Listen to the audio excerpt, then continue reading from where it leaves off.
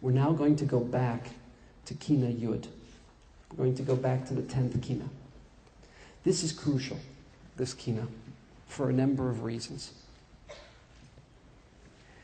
Number one is that, if I could use the following analogy.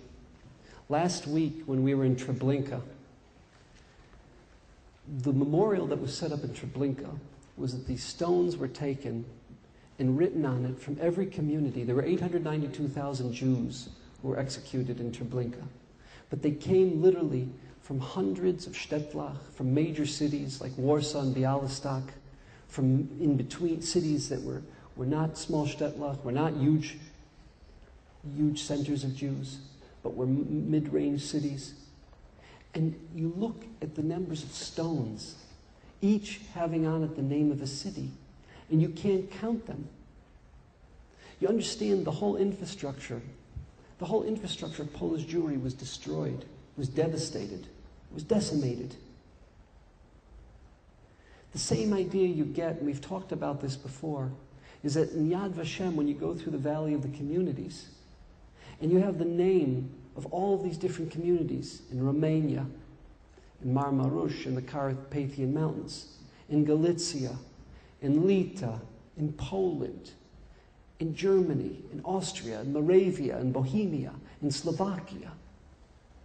And in each one of these areas in Yad Vashem, as you see the names, the larger names of big cities, where there are major Jewish population centers, smaller names were little shtetl, and you get lost. And the purpose of the Valley of the Communities in Yad Vashem is to get lost, to appreciate the magnitude and depth of what happened when the infrastructure of the Jewish people was destroyed.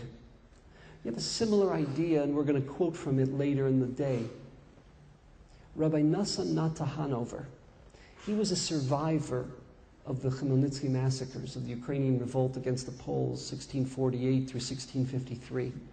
And the Jews were the brunt, and they were the focus of that revolt. And we'll talk about that in depth later. And he goes through in this book, Yevein Metzula, that we have here. Yevein Metzula was translated into English, The Abyss of Despair.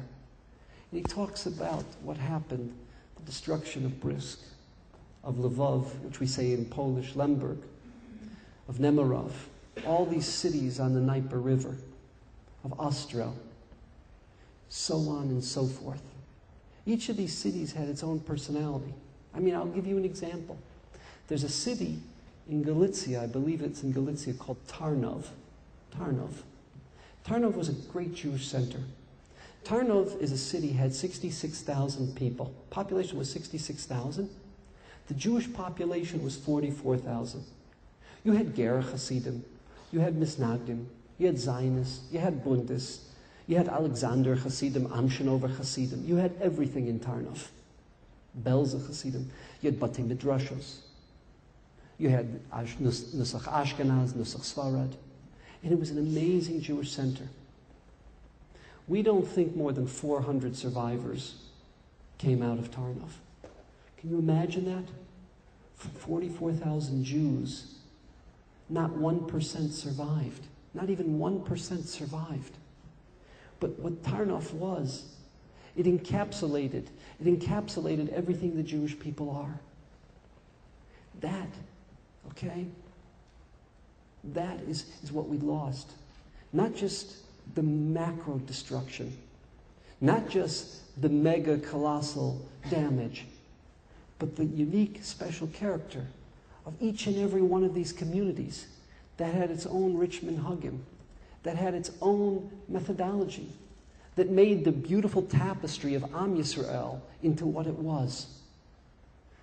In this community, I'll give you an example. If you listened to Jay last night, he changed the tune of Eicha during the third parak.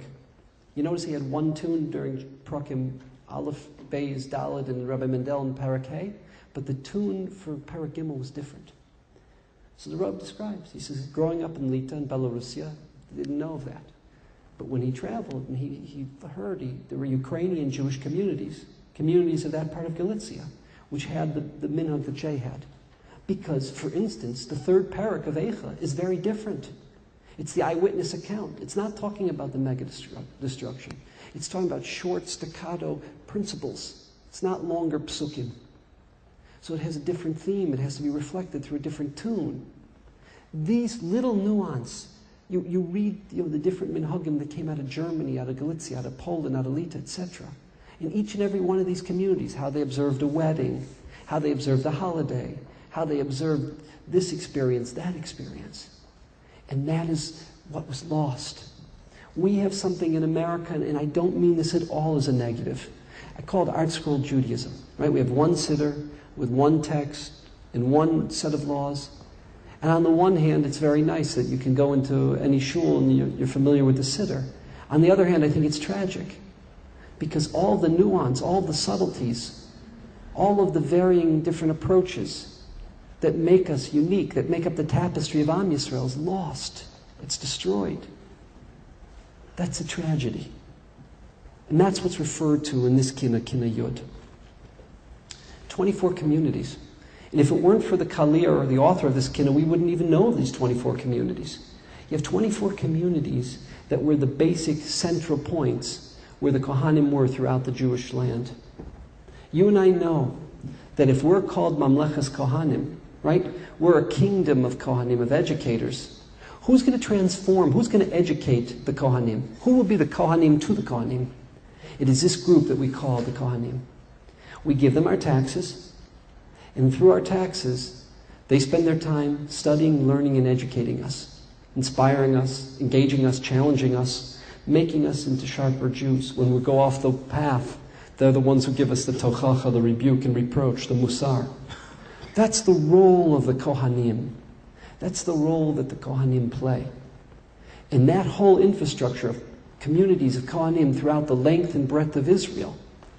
And each one of those communities, once every 24 weeks, they would go to Yerushalayim, and they would represent Am Yisrael. They would do the avoda. They're referred to as what? The Gemara in Tanis refers to them as the mishmaros. There was a mishmar each week over a 24-week cycle.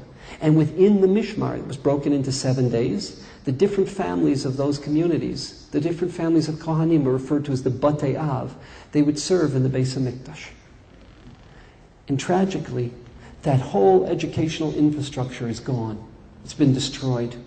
If I could use a modern analogy, when we came to America and we didn't have the infrastructure like existed in Europe, today we suffer from over 50% intermarriage and assimilation. The reason why is because when we came to this country, we didn't have that kind of infrastructure. When you undermine and destroy that infrastructure of Kohanim and that infrastructure of communities that each has its own personality and way of relating to the Ribono Shel Olam, what happens? You have no infrastructure. And the nation as a whole does not survive. And that is what we bemoan, and that is what we mourn at this time.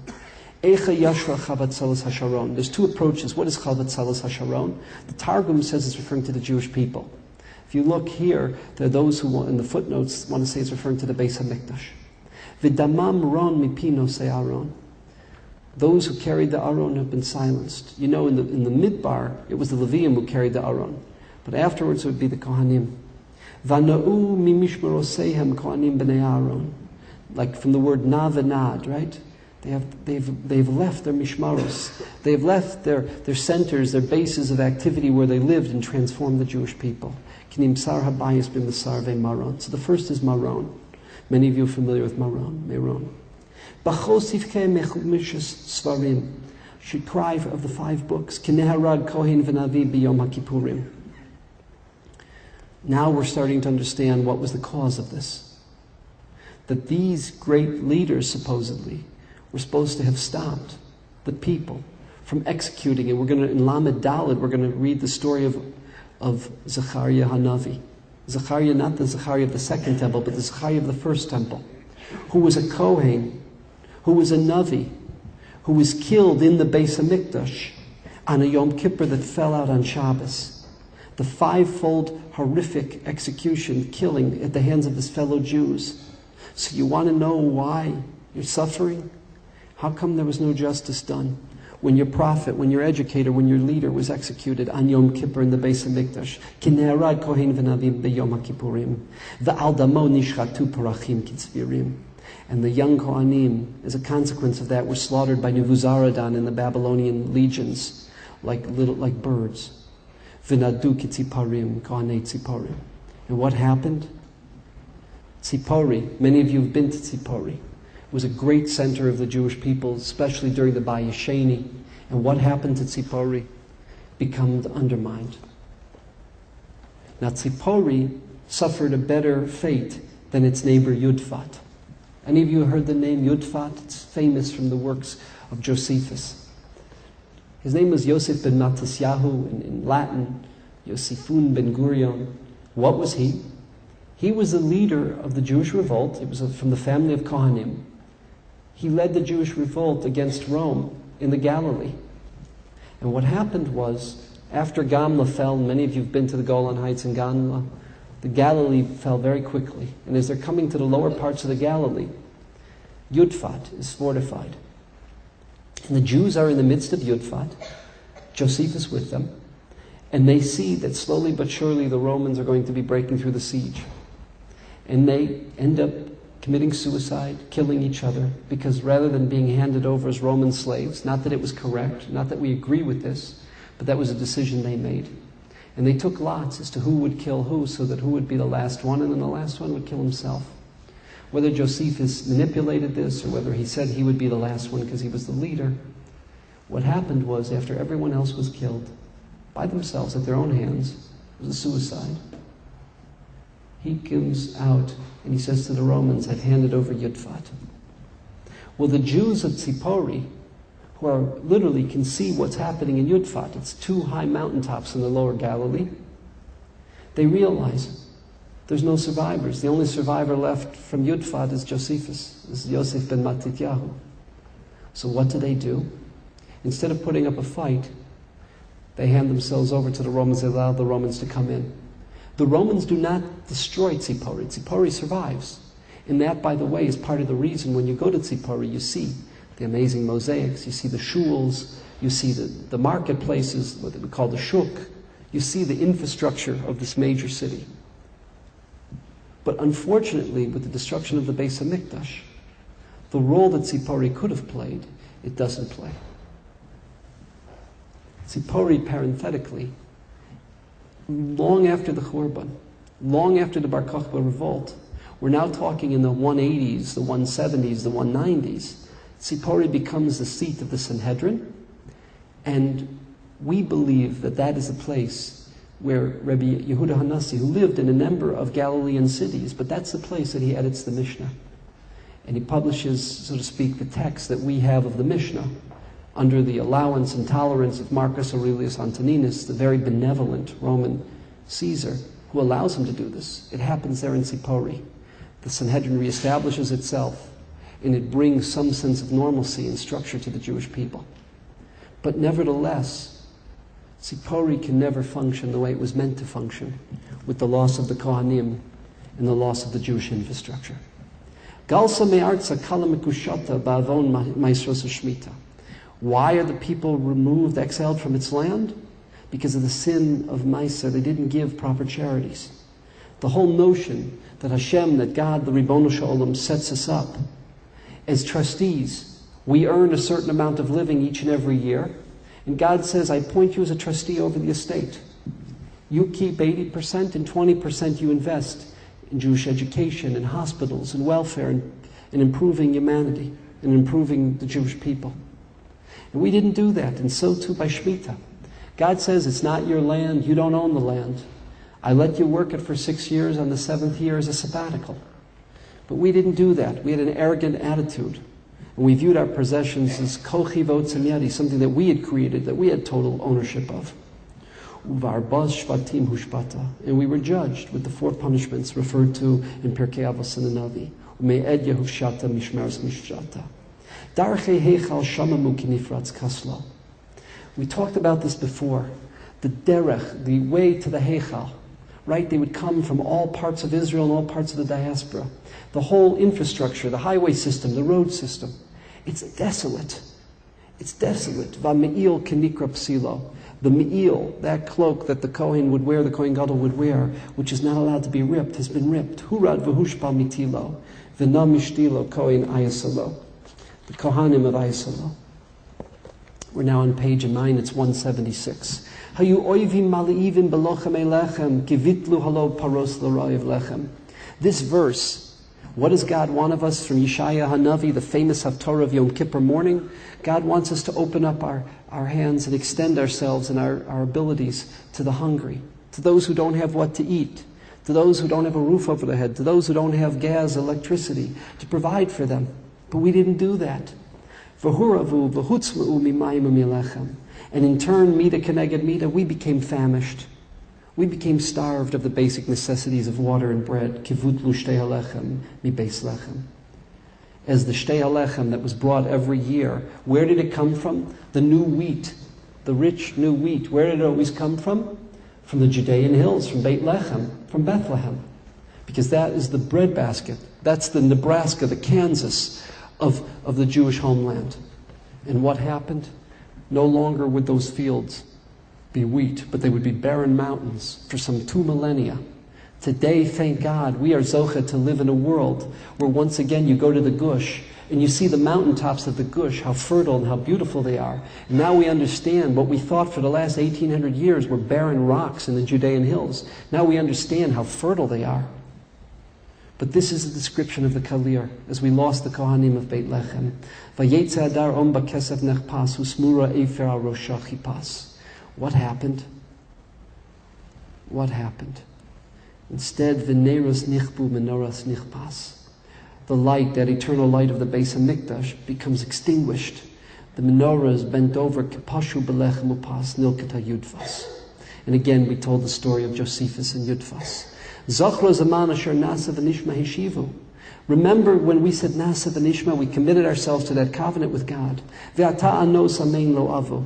Now, forget about saying nasa v'nishma, that we commit ourselves to observing and to learning and studying by the principles of the Torah. We don't even answer amen. What is amen? Amen means I commit myself to the statement, to the principle of the person who said the bracha, to the values of that bracha, to acknowledging that God is a source of this, God is a source of that, God provides for this. We don't even answer amen. It's a rejection of the hashgacha of God's providence. La navarosh subu v'ravu. So instead, we drink the bitter pill of the la navarosh. V'huksu v'hulavo k'anei ayavu. Chet chata v'amra le'eliel ze'el. What happened? We turned to not to God, but we turned to whether it was our businesses, whether it was an icon, whether it was certain value systems. How many Jews committed their lives to the values of communism? And in the end, what became of that? We turned to this Elil and we called it a God. And we mocked the prophets of God, those who conveyed the values of God. Avor kain hukna b'margizeel. Vayetze mima'onel kfar uziel. Tumasa hechanifa tevel v'nala rava chovel. What does it mean, rava chovel? The captain of the ship has left, meaning there's been a siluk hashchina. That divine providential relationship that we had, that was you could relate to it, you could experience it, no longer exists. Va'anan avak raglav ka'avel. What's the notion of the anan? We've been clouded over. Instead of the cloud that represented the hashgacha, providence, like the cloud over the Mishkan, now what kind of a cloud is it? The cloud like a mourner. Ve'ein miskar bel b'kohanei arbel. The Arbel you're familiar with is the mountain overlooking the Kineret. It's just north of Tveria. Nitai ha'arbeli comes from that famous community. Yado paras tsar beveis vul. The oppressor extended his control over the Beis HaMikdash, the Beis Vul. Ki chelaya chuyavdi kidor hamabul. We were mechuyev, we should have been annihilated like the door of the Mabul, the generation of the flood. Ki so heshis lechibu v'nibul v'yetze bechevel kavul kohen kavul. This, of course, the Kalir is referring to the famous Gemara based on the verse in Eicha that we read last night. The Gemara says, Shafa chamasal eitzim vavanim. Even though we could have been destroyed, we could have been annihilated, what did God do? The removal, the ascendance of that perceived presence of God. Once God removes that perceived presence, that providential relationship to that institution that we call the Beis HaMikdash, then all it is a building. And when we read in the 16th Kinot Zion, when we read the story of Titus, how he brings in the Zona, the woman of ill repute, and he fornicates in the place of the Kodesh Kadashim on the Parochas. How can such a thing happen? It's horrific. It shocks us. Because at that point, after Siluk HaShechina, which took place on the afternoon of the 9th, then all it is a building. And if you notice, and it's a question that bothered the Rav, why is it that the more intense mourning takes place when? Last night, this morning. In the afternoon, we no longer sit on the low chairs.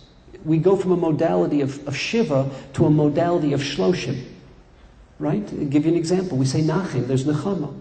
Comfort is accepted at that point. Because at this stage, halachically, we have two statuses. We have the status of an Avel and Shiva. We also have the status of an Onain. The Gemara uses the phrase, Mi shemeso mutal lefanav. Someone who's dead is in front of him. We're right now attending a funeral. We're sitting here mourning, crying, in the Kinos of the Kalir and others. Those are the eulogies. Those are the eulogies that are being said over the calamities, over the destruction of Am Yisrael throughout the millennia. That changes. That changes in the afternoon. You know why? Because the fact is in the afternoon that the great wrath was taken out on the building, that the Beis HaMikdash, that the Temple Mount was destroyed, and not the Jewish people. Kilaya chuyavti, the Kalir just said. Kilaya chuyavti. That we were not annihilated and destroyed, but it was the building that was destroyed. That is what? That's a nechama. Because it means there has been a midas harachamim. It means the Jewish people will survive. It means the Jewish people will continue. For those who are joining us on the webcast, we're in the middle of Kina Yud. Kina Yud, which right now we're in page 176 in the Art Scroll Kina, is the analysis and the study of the whole destruction of the infrastructure, of the communities, of the 24 communities of the Kohanim, who are our educators, who are our teachers, who are our mentors. They were the ones, the Kohanim were the ones who transformed and educated the Mamlechas Kohanim, God's educators to the world. And with their destruction, and with the loss of this infrastructure, was the loss of the Jewish people. We're now going to go to page 178. Lola marom ayin sfas, the chesef al cheres chipas. What is kesef al cheres chipas, the second line?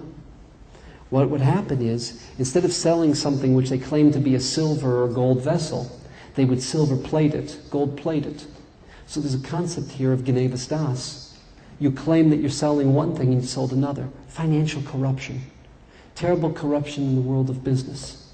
And tragically, this is something that we are suffering from, and that the press does not forget to remind us of our terrible sins in this area.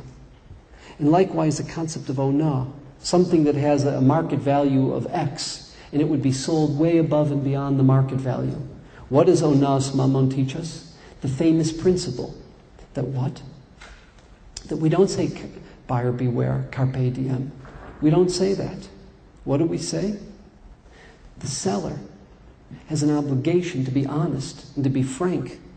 And we don't say, caveat emptor, I apologize, not carpe diem, caveat emptor, buyer beware. We don't say that in Judaism.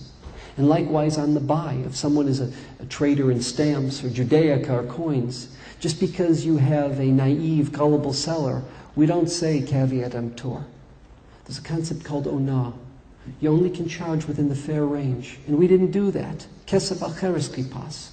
Uvechizak musar cherpas veneras venilpas kohen tzvas. The Kohanim of the northern Galilean city of Tzvas. Mimarom hishmiya nilesi ta'on, vikani bi'ivaron v'shikaon. We were smitten with terrible blindness, with madness. V'achad alai avon no the givon. The sins that caused the loss of the Mishkan, to leave Nov, Givon, to leave all of these places. There's a sense of the accumulation of the flaws, an accumulation of the corrupt values which Klal Yisrael have amassed throughout our history. V'no'ami ma'on mishmeres beis kohen ma'on. Sila abirai moreya horaya v'lo niskar liakidas Maria. The concept of schus avos did not help. The Gemara says that schus avos, the merit of our progenitors, can only go so far. Bris avos still exists, and we're going to talk about that in Kina Yud Ches. Bris avos, the notion that there's a covenant, and if the Jewish people live up to our part of a covenant. What is a covenant? It means it's a two-way relationship. If we live up to our part of the covenant, then God keeps His. But neither did we fulfill our component of bris avos, nor were we entitled to schus avos, to the merit of the fathers. We're going down. Persa ve'in yad sholech ki lo ha'amina b'hashkem v'shaloech v'hushbesa bris melach ve'in shemen memulach b'rosh mamlach. What happened was that bris melach, referring to the korbanos, to the idea of the Beis HaMikdash, it was removed. Tzadiku Hashem ki fihu maras. And we quote Yirmiyahu from Eicha, that in the end, with all of our complaints, but in each and every one of these cities, in each and every one of these communities, it was uprooted. What do we come to the conclusion of? Tziduk Hadin. We acknowledge that it was a function of our flaws. It was a function of our corruption. Ve'aru ad hayesod bahu aras. And when the enemy said, let's uproot it, let's try to uproot any remnants of the Jewish people, any remnants, what is happening now, unfortunately, under the Temple Mount, where millennia's worth of archaeology, of archives, of our existence on the Temple Mount. That Temple Mount, that city of Yerushalayim that over 750 times in our Tanakh is referred to, is the place that we meet Hashem, that we have the rendezvous with Hashem. What does the enemy say? Let's uproot it. Let's deny it. Let's pervert the narrative. This was the same destruction and uprooting that took place by the Germans. Aru ad hayesod ba. To deny that there ever was a Jewish people in these places.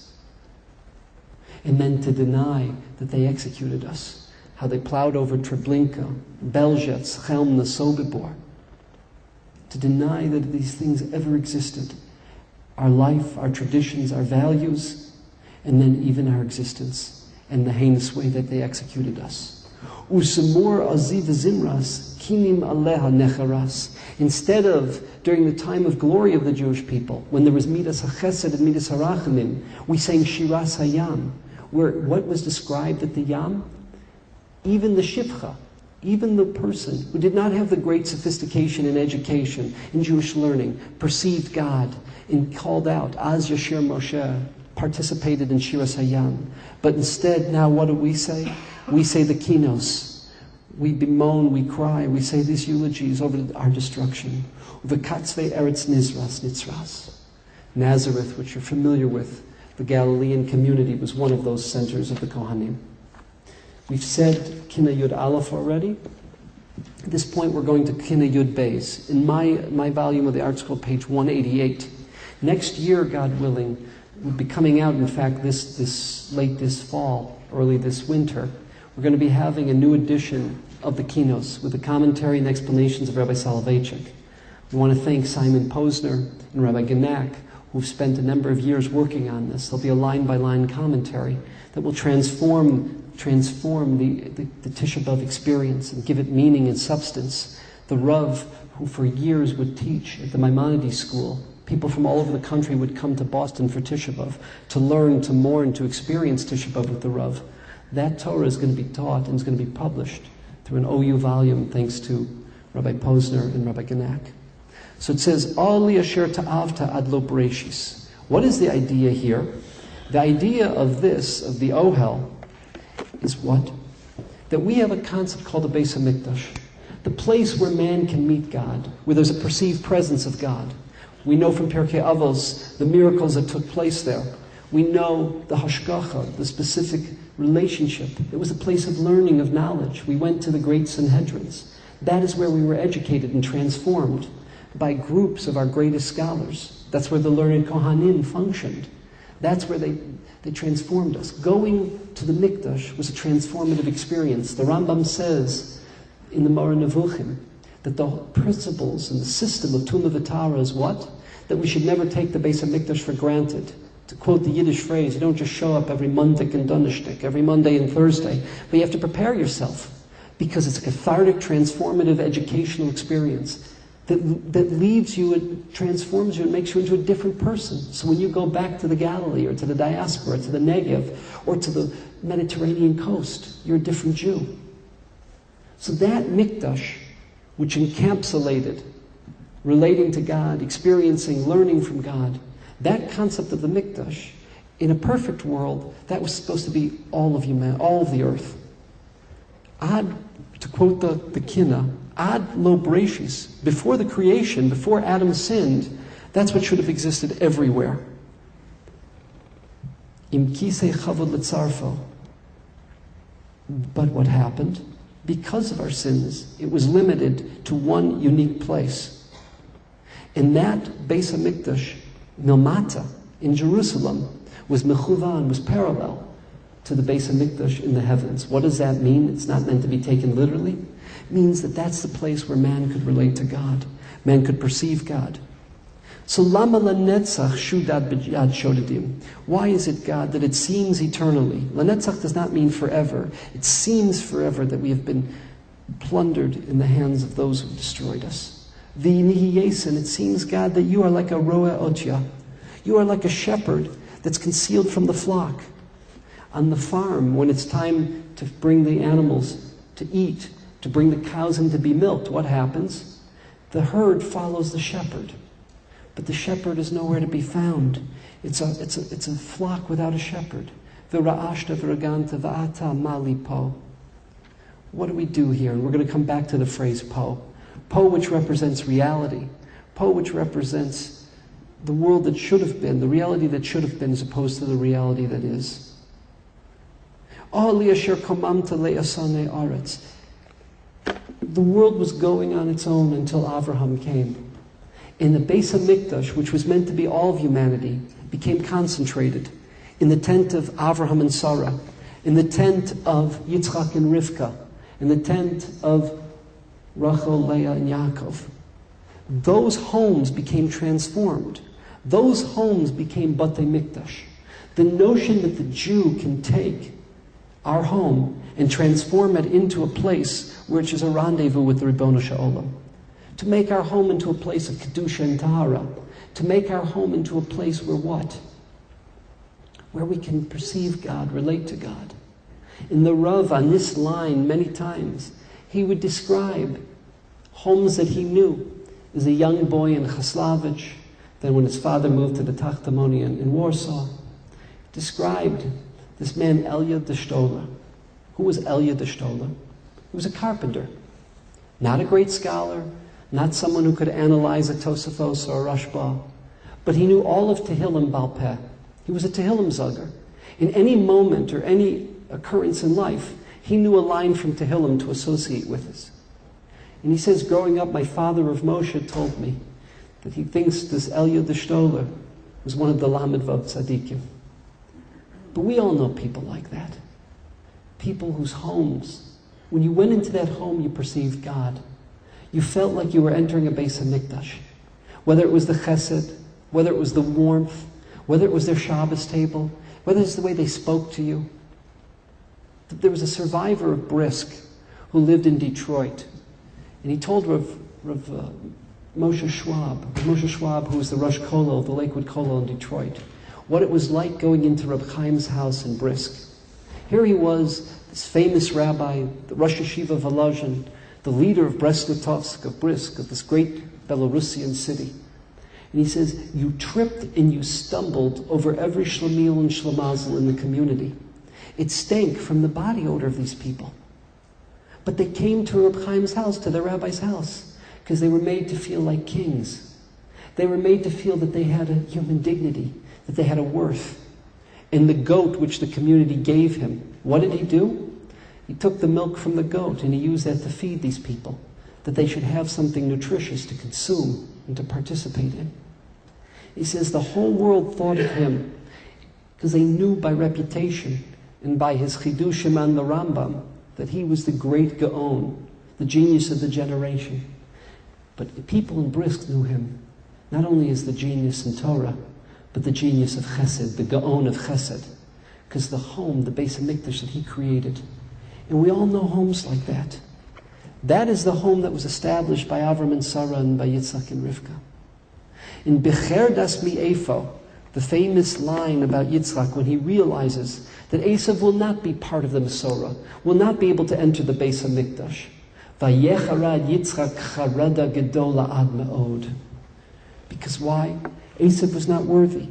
Esav led a life that was a corrupt life, a life that did not entitle him to create a Beis HaMikdash. Why is it? Lama lenetzach tzumas biyad sarim. Now who? This is the Roman exile that we are in.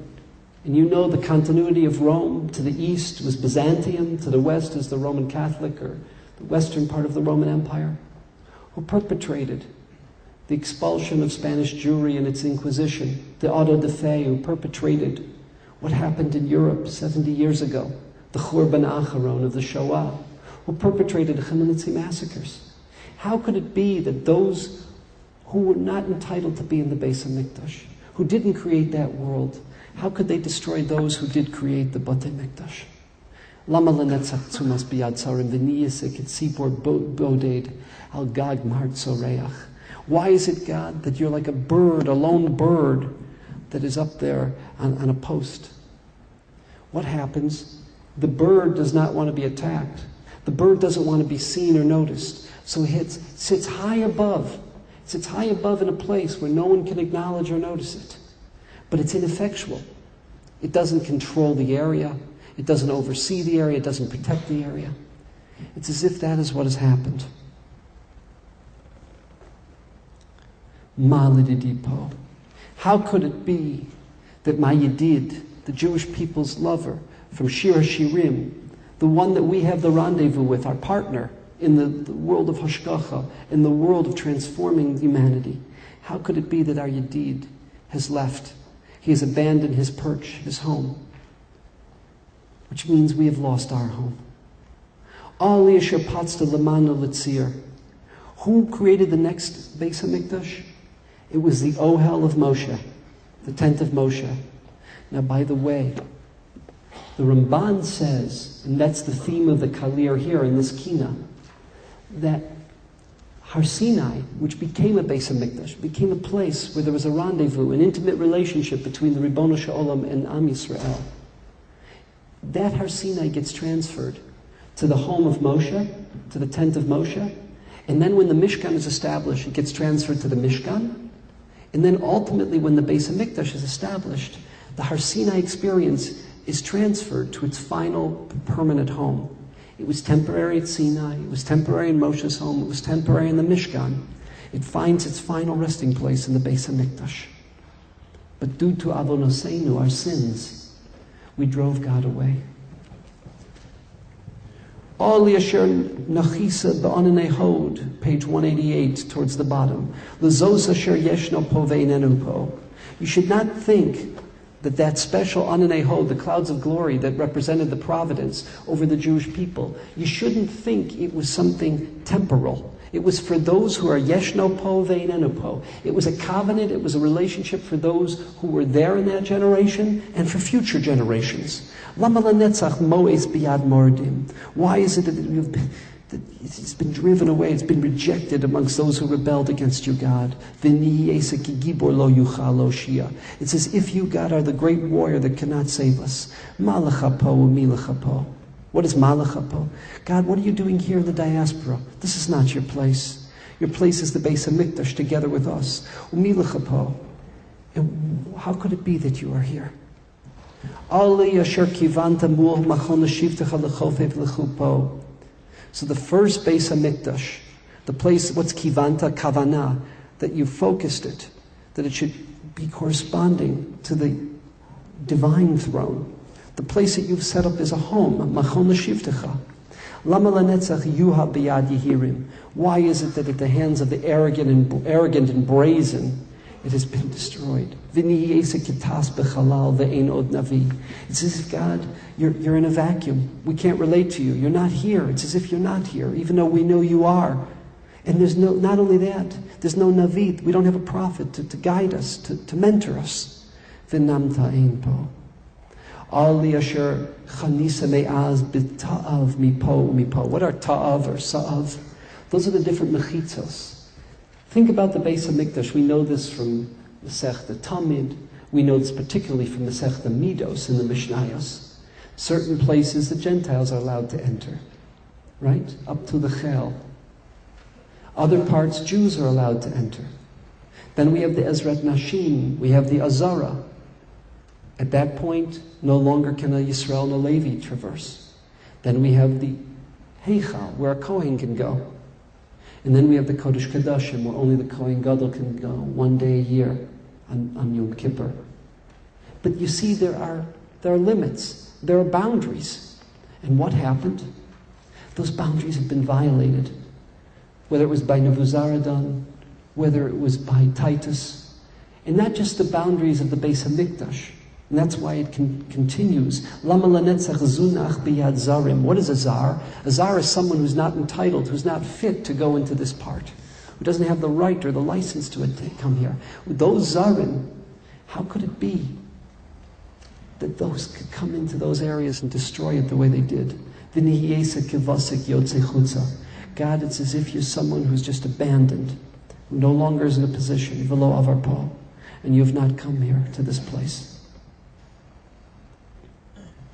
We know, by the way, that the same was true when we look at all of the shuls, starting with Kristallnacht on November 9th, 1938, the shuls in Germany, hundreds and hundreds of shuls that were destroyed, places that a Jew would get dressed up, would prepare ourselves to enter. We would not have any profane or secular speech there. It would be a place only of Divrei Kedusha and Divrei Torah and the Batei Midrashos. You know, you go through what used to be that part of Warsaw, the Jewish community of Warsaw, that was totally destroyed as a function of the uprising. There's one shul left. It was a shul that was outside the large ghetto. It was part of the small ghetto, the Nozik synagogue. But in those blocks that now were built during the communist years, very blah, they're not particularly aesthetically, but every other block was a beis medrash, was a shul. Every other block this was the Ger Hasidim. This was a group of Tzionim, of Zionist group. This was Misnagdim. This was Amshanova Hasidim. This was Alexander Hasidim. This was this group. This was that group. Nusach Sfard, Nusach Ashkenaz. Every place you went, there were people learning, studying, singing at Shalashudas, having Divrei Torah, hearing a drasha, having a Chevra Mishnah, groups that came every night after work to learn Mishnah, Chevra Shas, groups that came every night to learn Gemara. And what happened to all of it? It's all gone. But to enter that Beis HaMikdash, that Mikdash Ma'at, as Yechezkel refers to it, it was a transformative, cathartic experience. Not anyone could go there. You prepared yourself. And the Germans came in, and the way they defamed it, the way they destroyed it, some of them they turned into stables, they parked their horses there. Others they burnt and destroyed. The parochas from one of the great synagogues of Warsaw, in their whimsical, sadistic manner, you know what they did with it? The parocha said, Zeh Hashar, quoting the pasuk from Hallel, Zeh Hashar Ladoshem, Tzadikim Yava'uvo. This is the gate towards God, towards approaching Hashem. The righteous can enter.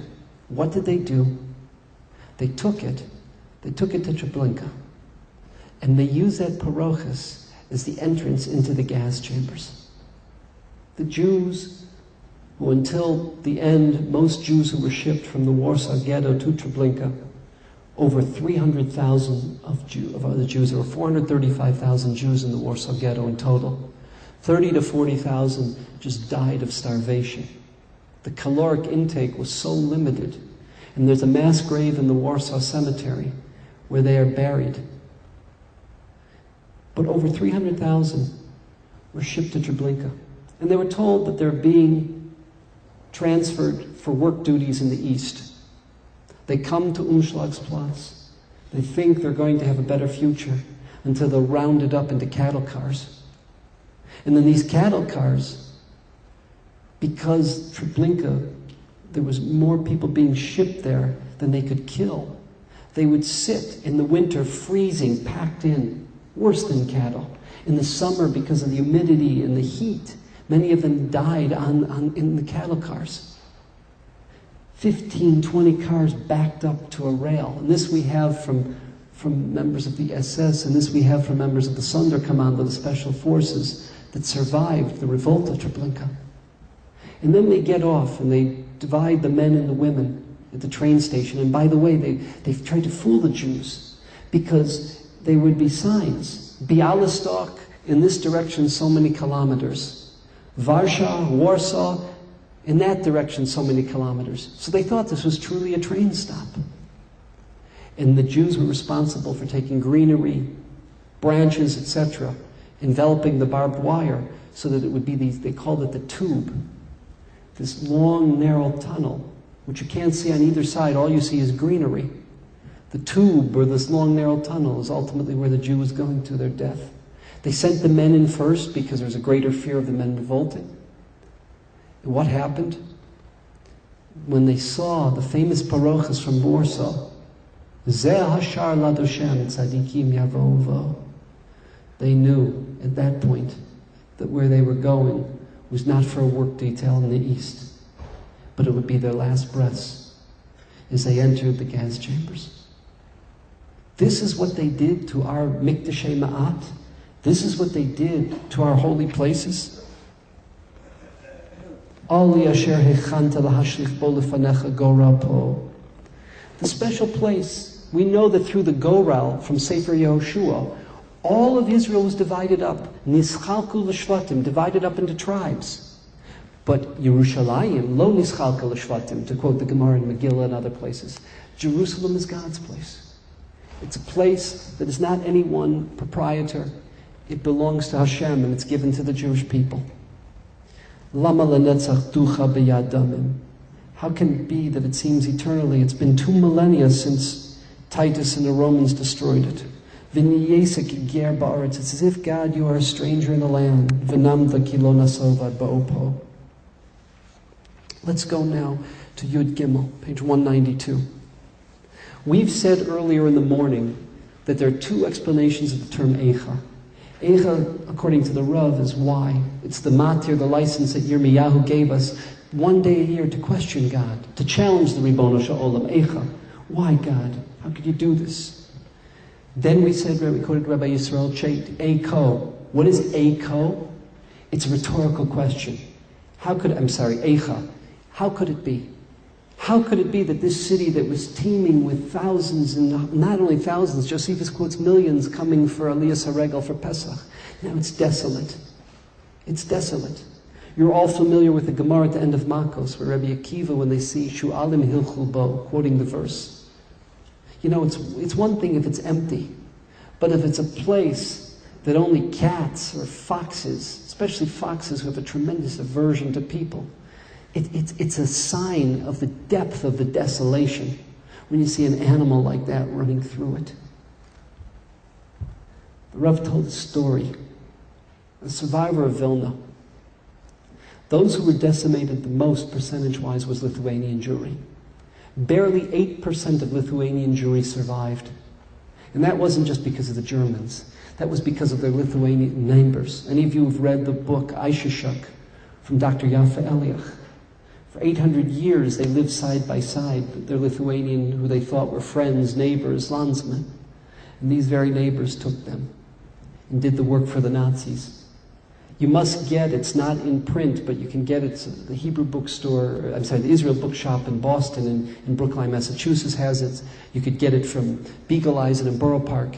Shelos Achuvos Mima Makim. What's Shelos Achuvos Mima Makim? Rabbi Ephraim Oshri, who just was nifter a few years ago.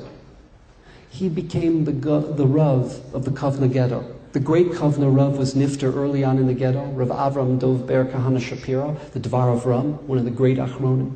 And this young man in his 20s, who ended up living into his 90s, had a shul on the Lower East Side, Beis Medrash HaGadol. Rabbi Oshri ends up taking the shilas. Some of the shilas he wrote down and put into milk cans and buried in the ghetto. Some were redone after the war. But you hear from the shilas, the Lithuanians, how they aided and abetted the SS in the annihilation of their neighbors, of their fellow landsmen, of Jews who had contributed and built up that world for hundreds of years. So in Vilna, a survivor, a Lithuanian Jewish survivor, goes back to Vilna after the war. It's Rosh Hashanah of 1945. And he says in his neighborhood, in Vilna, very much like we described earlier in the morning in Warsaw and Krakow, in many of these cities, in Tarnov, every half a block, it's like Borough Park today or Yerushalayim or Bnei Brak, Every half a block, there's another beis medrash, another shul, another shtibel, another synagogue. And what happens? He comes back, and it's Yom Kippur. It's Yom Kippur, not Rosh Hashanah. I apologize. Yom Kippur of 1945.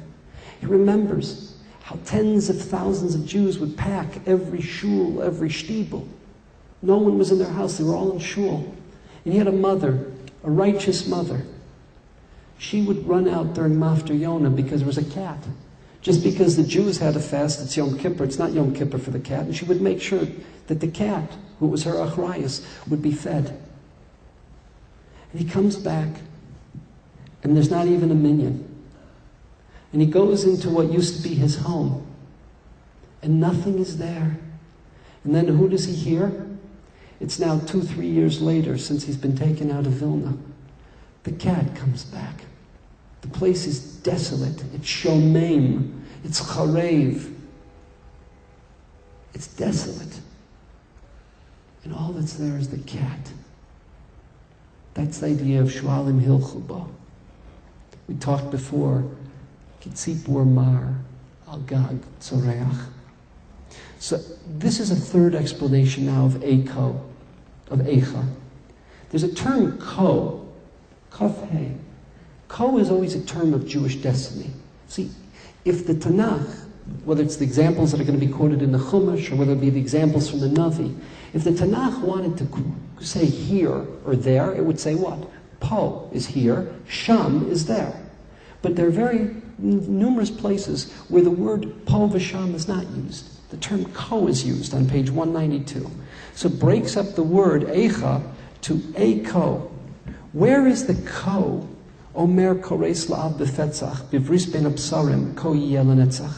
Hashem, this term Ko, which represents Jewish destiny, which represents the uniqueness of the Jewish people and their relationship with God. When God, the original covenant, Ko yiyeh zaracha, God says, Ko, thus, the term of Jewish destiny, that's how your descendants will be. Ko yiyeh zaracha. What happened to that? 6 million of us were slaughtered. You can't count 6 million. We spoke before about the uniqueness of each and every Jew. We can't fathom that number. And so too was with the 100,000 during the Chmielnicki massacres. The thousands that were killed as a function of the Inquisition, the auto-da-fe. The thousands that were killed in the aftermath of the Black Death, of the bubonic plague, of the 5 Crusades. What happened to Ko yiyeh zaracha, lanetzach? V'hein ata, what's happening now? Bulu latzamai beretzach. Due to the murder, our bones are consumed. We saw what was used in the camps before the Jews, after they'd been gassed, were put into the crematoria. They had these crushing machines. They would stick bodies in them, and they would use these machines to crush and like a garbage compactor, these huge machines to take the bodies of our kedoshim and do that. Bulul atzamai beretzach, lama Elokim zanachta lanetzach. Eiko gash keseh la'ula ratzosecha, nelcha ad ko pitu be'edosecha. What's the famous line? Eliezer, Yishmael, they accompany Abraham and Yitzchak as they're going to the Akedah. And what does Abraham say? He says, do you see anything over there? As he points, he sees a mountain. Rashi quotes the Medrash, Anan Kashur, the cloud, on a very clear day, the cloud of Hashgacha over that mountain. And Yitzchak sees it. Yishmael and Eliezer, who are great people, they don't see a thing. So Avram says to them, you stay, shvu lachem im hachamor. You stay with the donkey. Vani vanar nelcha ad ko. I and the lad, I and my son Yitzchak, we will go not ad sham, not until there, but ad ko. What is ad ko? So the Rav explained the chamor, which is always associated with chomer. We follow, we work together with humanity. We partner with humanity in the world of this world. But the Jew is obligated, and the Jew strives for a greater destiny. Sheva mitzvos is the universal covenant. Taryag mitzvos, perfected monotheism, 613 categories, is the covenant of the Torah. Nelcha ad ko, we're going to commit ourselves to a greater destiny. Pitu be'edosecha. Now we're being slaughtered. We're being slaughtered like a pomegranate. The midas hadin, strict justice, has been imposed amongst your flock. What happened to our commitment? What happened to that special relationship? Yaakov would have the dream, the nevuah, where Hashem would come to him in order to protect him, in order that the hashgacha, that providence should protect him. What would happen? He would be told, because Lavan was trying to take everything. Lavan was trying to undermine him financially. Lavan was trying to undermine him psychologically, emotionally. But providence protected him. God said, Ko, if it comes out like this, it's like that, right? Ko yomar, ko yochashos. So where is that special providential protection? V'hein ata vikach the ir malea teshuos. He rima v'amecha lemashuos. Eko zam v'harag mitzri began na'ul b'kodesh. V'yifen ko v'cho hutam ba'adas kodesh. Moshe Rabbeinu, and there are many explanations of when it says that Moshe was v'yifen ko v'ko. He looked here and he looked there. What is this referring to? He sees this innocent Jewish woman about to be violated. He sees this innocent Jewish man being beaten, possibly to death, by the Egyptian taskmaster. And what does he do? Vayifen ko v'ko. Not po v'sham, he looked here and there. It says ko v'ko. So the Midrash says, in Shmos Rabbah, what will be the destiny of this man? If I kill this man, I'll kill everything he's ever been and everything he ever will become. And he looked into the future, into the destiny of what would be of this. Was he just killing this person, or would kill someone who potentially righteous would come out of him? But the ko v'ko, that sensitivity that we have to destiny, to the future. V'hein ata vikachta, v'hein ata chelkam achal chodesh. This month when we celebrate, when we commemorate the tragedies and the destruction, what would have become of all of the people who've been killed? You know, the Rav used to speak about the students of Rabbi Elchanan Wasserman in Baranovich, the yeshiva in Baranovich in Belarus. These were great scholars. These would have been the next Gedolei Hador. And what happens? What they would have produced, the thousands of students that they could have produced together. And the same thing goes for the yeshiva Chachmei Lublin, and the same thing goes for many, many things. What happens? Where is that Vayifen ko v'ko that we express, that we look up to as our model, the value that we cherish in each and every human life? Hashem, what about our lives? Kol heira oyev b'kodesh. You read the biographies of some of these boys that were killed at the Merkaz Harav Yeshiva, the high school. You look at Roe Klein. You look at boys that were killed. The first boy that was killed in Operation Cast Lead, who lived in the northern suburb of Yerushalayim. I apologize, I think it was Givat Zev that he lived in. And you hear what was said at their funerals and the lives that they affected. And you wonder, where's the Yifen Ko V'ko? Turning the page to 194. Eiko Tov Kishuach Geol Avdecha. Where is the Ko Somar, the sense of Hashem, HaKadosh Baruch Hu, being there to support the Jewish people? This is what you should say to the Pharaoh. In this language, let him know that the time of Geula has come. You sent Moshe from Midian, from Saudi Arabia, from the desert. You sent him back to Mitzrayim. Ve'hein ata yashu vogdim beveis yudecha. Those who are treacherous, they're sitting in your house. They're destroying Yerushalayim. They're destroying the Jewish centers and the Jewish capitals. Where is that sense of redemption? Hashem, please, that commitment you had to redeeming us historically, please redeem us again. Sha'agu tzorerecha b'kerev modecha. They're roaring like a lion, your oppressors, in your midst. Eiko karisos chadashos barisos. B'cho amar kachatzos laila b'mose osos. Where is the ko when you said, Ko amar kachatzos laila? There was a certain punctiliousness to time. The time of the Gula had come. That night, Not a minute before, not a minute after. That's when it will happen, when the Makas Bechoros, the great sign, the great wonder that will happen, that will free the Jewish people. The fulfillment, the exact fulfillment of the covenant, some 430 years after the covenant is made, 400 years after the birth of Yitzchak, to the very moment you fulfill that covenant. Where, God, we've been waiting, Ribono Shel Olam, we've been waiting 2 millennia. 2 millennia. 70 years after the Shoah, after the Churban, once again we're a pariah nation in the eyes of the world. Little tiny Israel.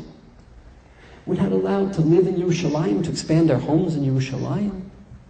We're not allowed to function like any other nation. You can't even see us on the map. We're barely a dot on the map. And you turn us into a pariah nation?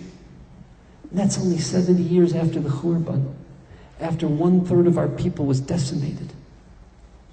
Hashem, where is that sensitivity to time, to the redemption of the people, to making it happen?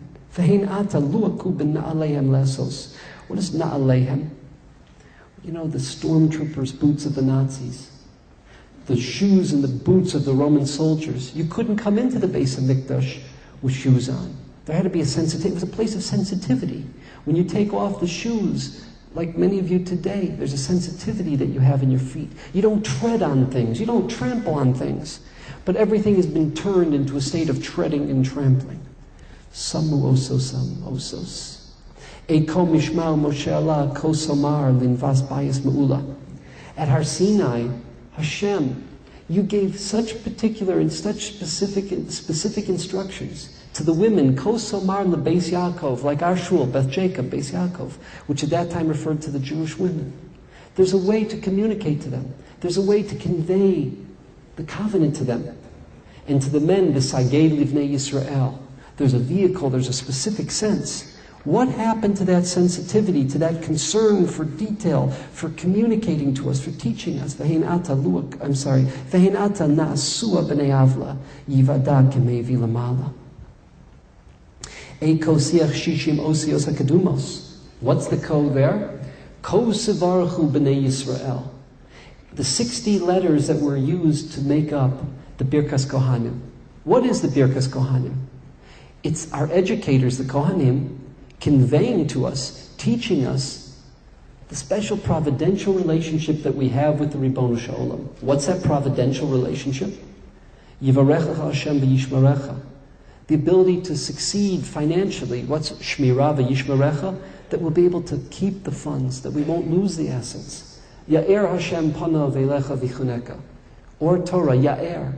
Intellectually, we'll be enlightened, we'll be engaged. We'll be able to survive physically, and we'll be able to lead a life where we perceive the knowledge of the Ribono Shel Olam. And finally, Yisa Hashem panav elecha v'yaseim lecha shalom. What is shalom from the word shlemus? Not only will we grow financially and succeed financially, not only will we grow educationally, spiritually, but what? But as well, we'll grow psychologically. If a person's not whole, if they're not shalem, from the word shalom from shlemut, if they're not whole, they're not complete, psychologically and emotionally, then a person can't function. So that providential ability for us to function and to be healthy, physically, financially, spiritually, intellectually, psychologically, and emotionally, kosevarchu, where is it? We can't function. We can't function with the challenges that we face. Heinata asku redumos bisvach eitz kardumos. Where did the Hashgacha manifest itself? The famous case of the wooden axe that was thrown and broke open the walls for Nebuzaradan when the Babylonians came into the Beis HaMikdash. Turning over to page 196. Eko patz lakov am uveirach am kedoshecha. Where is the ko when Bilam, trying to undermine and destroy the Jewish people, trying to teach Balak, the Moabites, and originally the Midianites would come with at the beginning, how to destroy and defeat the Jewish people. What does God say to him? Don't you dare. You'll say what I tell you to say, and you'll not say what you should not say. He came lakov. Lakov is to curse. Uveiracham, but instead ended up blessing the nation. Bishuv v'chos raber. Exactly this is what you should say. Humar likdoshecha was switched for your kedoshim. Listen to what they say about us now. Listen to the Arab media. Go to the websites. Listen to what's being said on places like the BBC and CNN. Shulchu va'esh mikdashecha. Eko kichas levim shleimecha. Kosasel lahem letaharam leveis olamecha. If the purpose of taking Shevet Levi and purifying and transforming them and making it into a nation of educators, that system that we talked about before, who will educate, enlighten, and inspire the rest of the Jewish people, if their purpose, their primary purpose, is to be there in the Beis HaMikdash, why did you create the institution of Levi? If there's no Beis HaMikdash, there's no Shevet Levi. You know, according to many of the Achronim, if you don't have a Kohen, you don't give the first Aliyah to a Levi. You call it Yisraelim. The purpose of a Levi is to be the system, the network, that the Kohanim can use to educate, to engage the Jewish people, to enable the Beis HaMikdash to function.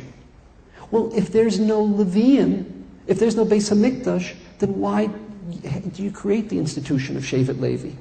V'hein ata rashu v'hir ishu shamecha la'aretz chilalu mishkan shamecha eko shiva shofros eretz kosaseh sheshish amim lahapil chom la'aretz. Where is the code that was used, that term of Jewish destiny, when instead of us having to lose hundreds, maybe thousands of soldiers as we tried to conquer the walls of Jericho, of Yericho, what happened with the word ko? We did the circuitous, the hakafa around Yericho the first 6 days. And then on the 7th day, with the blowing of the shofars, the walls came crumbling down.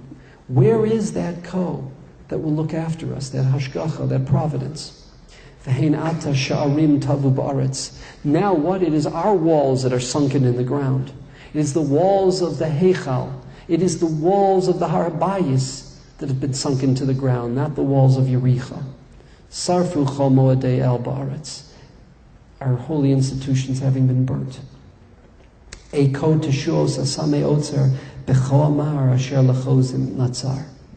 The final ko, we know very often from the Haftarahs that we learn, from the Navi that we study, ko amar Hashem.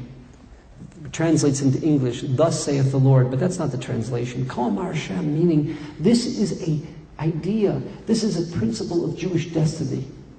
This is a vision, a value and a principle that will enable the Jewish people to play its role, to perfect itself and to transform and perfect humanity.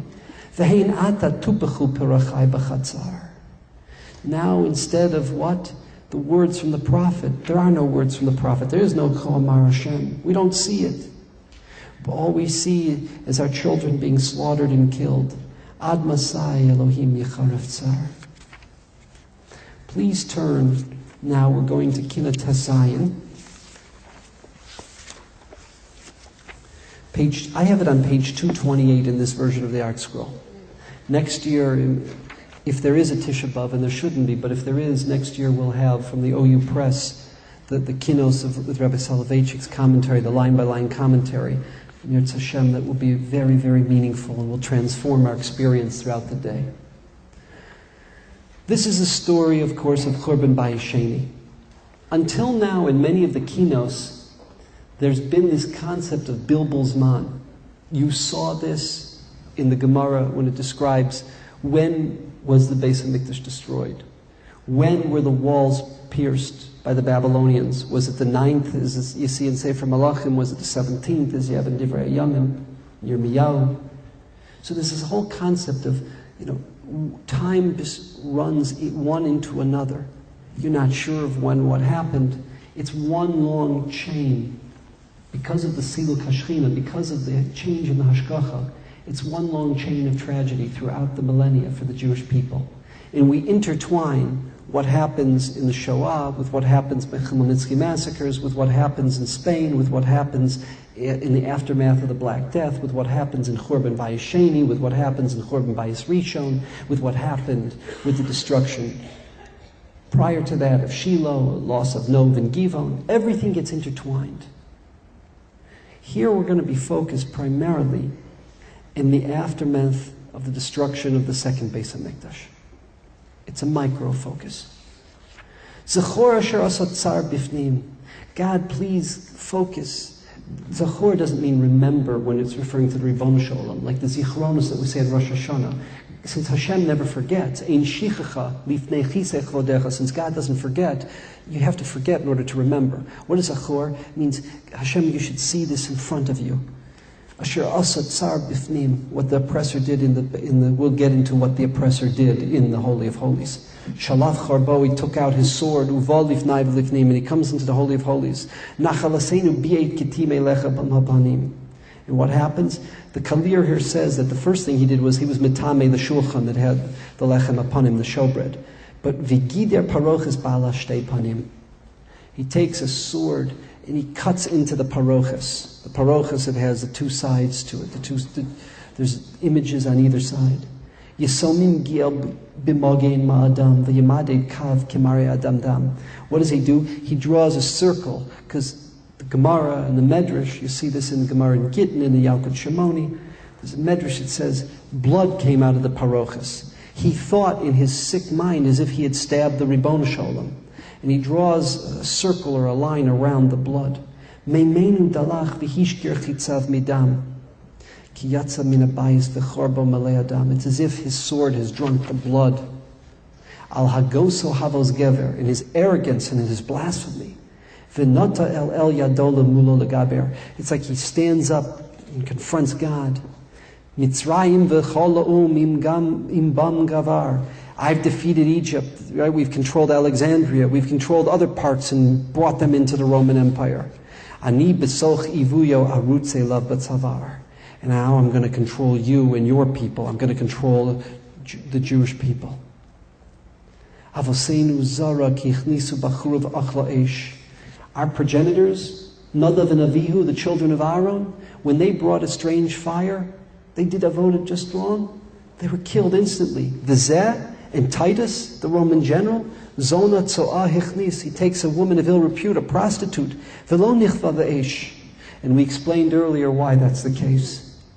Because once there's been a siluk hashchina, to quote the Gemara in Sanhedrin in Parakah, Chelek, Tachanta, all you're doing is grinding flour that's already been ground. Titus, once Hashem removes that providential relationship over the mikdash and the Jewish people, you're entering a home that is nothing more, a building that is nothing more than stone and wood. How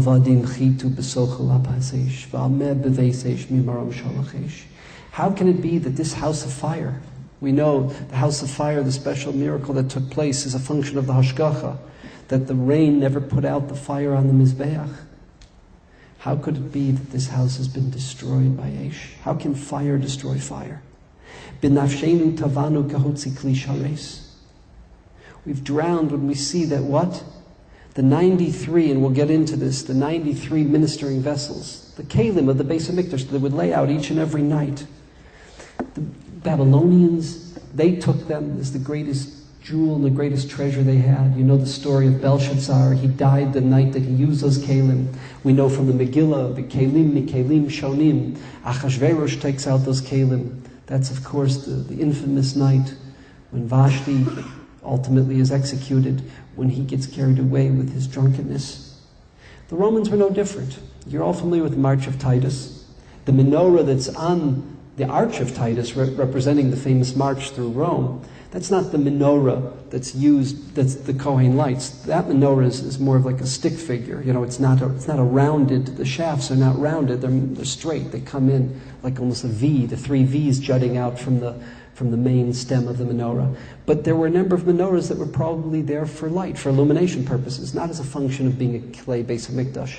That's the image you have on the Arch of Titus. But along with that, many, many other of the spoils of the Beis HaMikdash are taken and marched through the streets of Rome. That's this idea of Nashenu Tavanu Kahotzi Klei Shares. We're on page 230.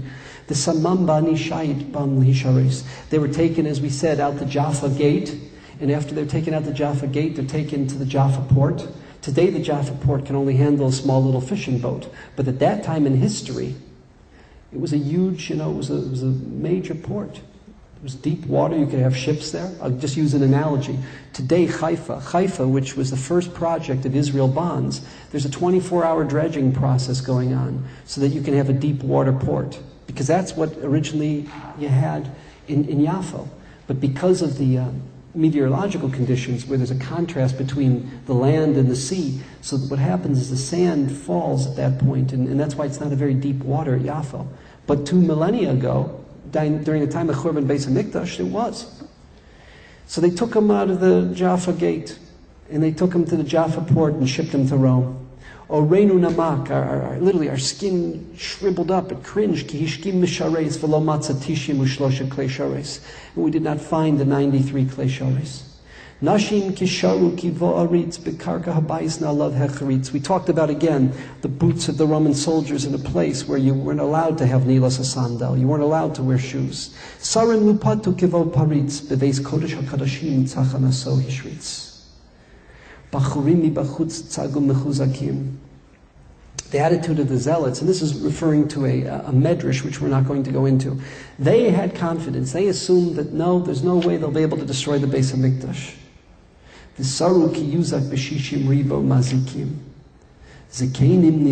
However, the older people, much more mature, much wiser than the young, arrogant Jews, once they saw that the Romans had the right, to have the ability to do this, asos ritzono v'hu asur bazikim. A fascinating phrase that Kalir here has. Titus is doing the will of God. The fact that God removed himself, there was siluk hashchina, the providential relationship was removed.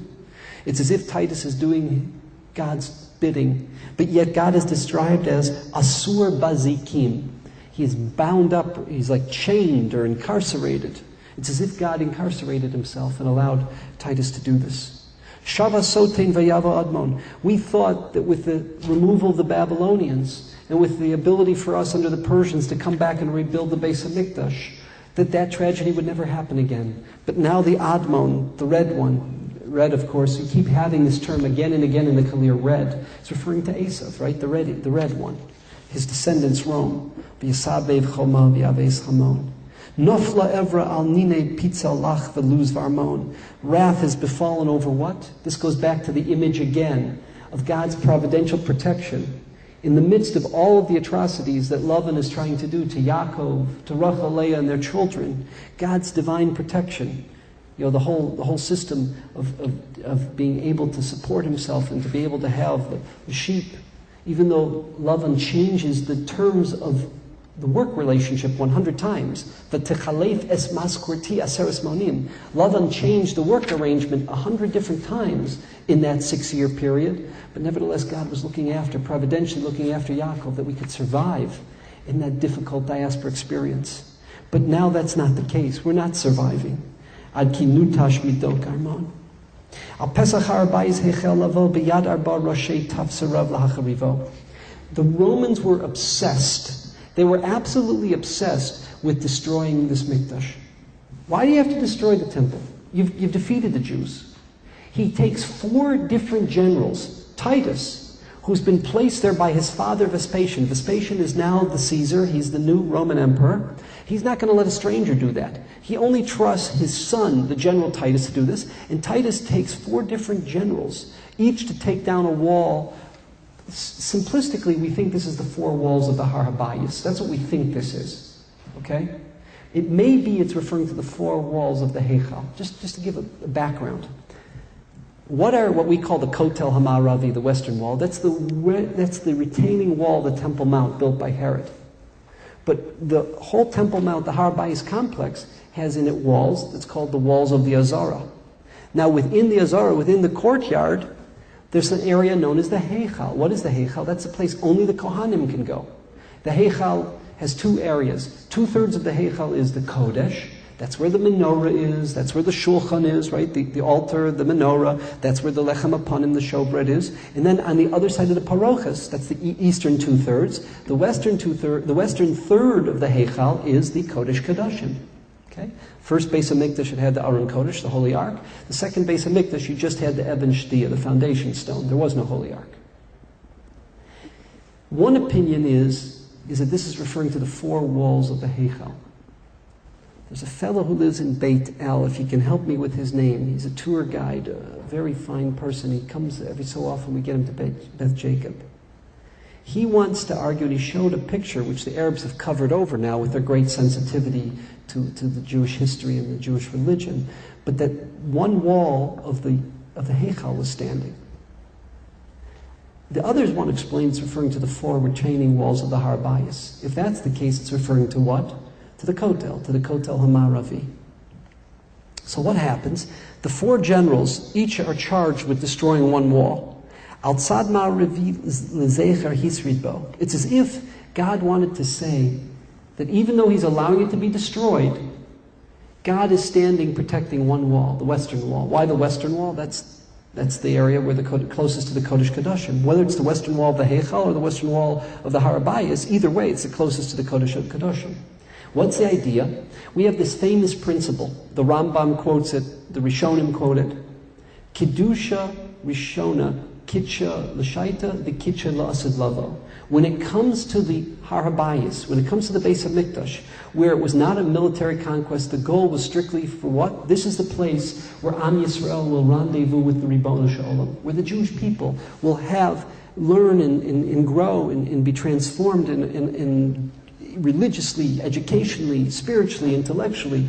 This place was set up for that purpose, for the purpose of Avodas Hashem, of the worship of the Ribono Shel Olam. If that's the case, then no Titus, no Nebuzaradan, the Babylonian general, the Roman general, no one can destroy that. No matter how many speeches the Imams give from Al-Aqsa and give from the Shrine of Omar, nothing can change the Kedusha of that place. That's the position of the Rambam and most Rishonim. So what? As a reflection of the fact of the Kedusha, and that God will maintain that place as the place of his home, his eternal home, even though it's destroyed, even though physically it's destroyed, as a sign of God's retaining that place. Al-Tzad Ma'aravi L'Zecher Hisridbo. God did not allow the general to knock down the western wall. V'tzag achar kasleinu v'lo rav rivo. Unfortunately, on the other three sides, God did allow. He did not fight the fight and allowed those walls to be destroyed.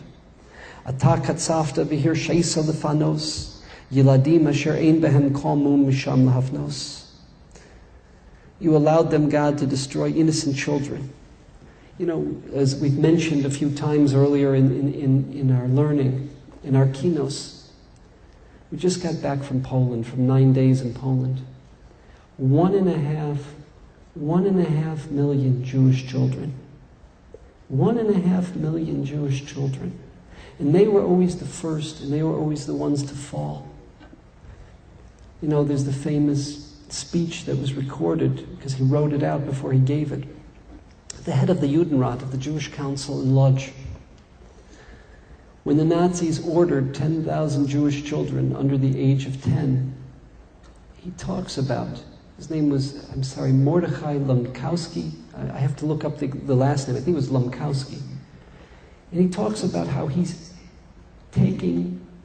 asking Jewish parents to do the impossible in order to try to keep alive the adults who are stronger, who can have some value to the Germans as laborers, as slave laborers, hoping that at some time soon the war will end. Instead of taking the laborers who have a chance of surviving a longer period of time, he's asking mothers to give up their children. He's taking all Jewish children out of Lodz below the age of 10 years old. And he doesn't lie to them. These children are going to be annihilated. They're going to be gassed and incinerated. And we know this was the case consistently. They were always the first to go.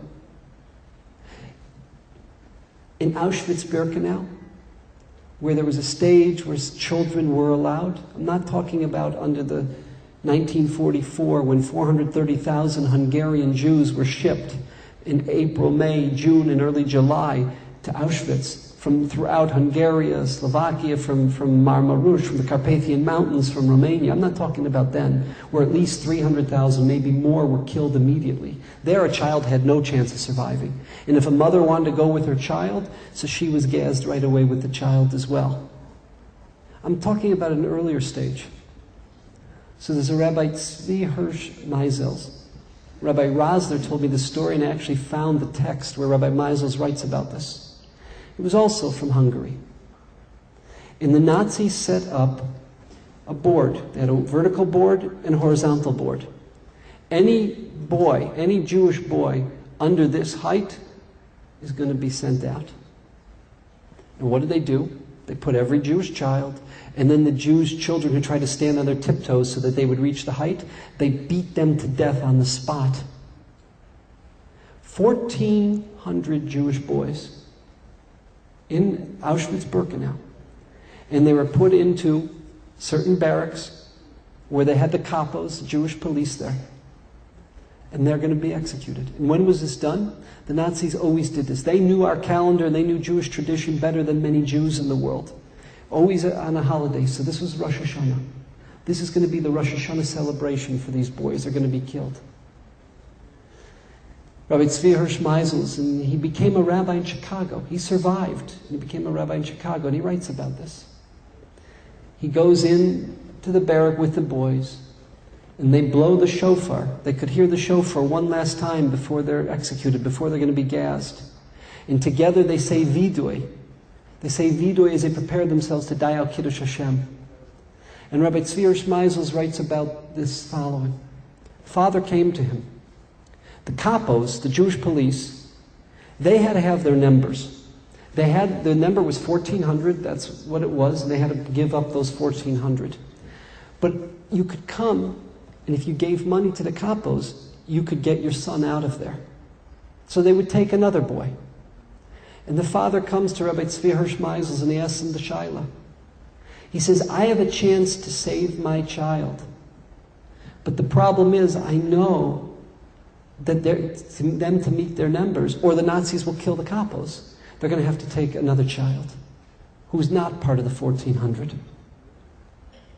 Rabbi Meisel says, I can't answer this shaila. I don't have Svarim here. I don't have Yishuv Hadash. This is the middle of Auschwitz. He says, Rebbe, I'm asking you the shaila.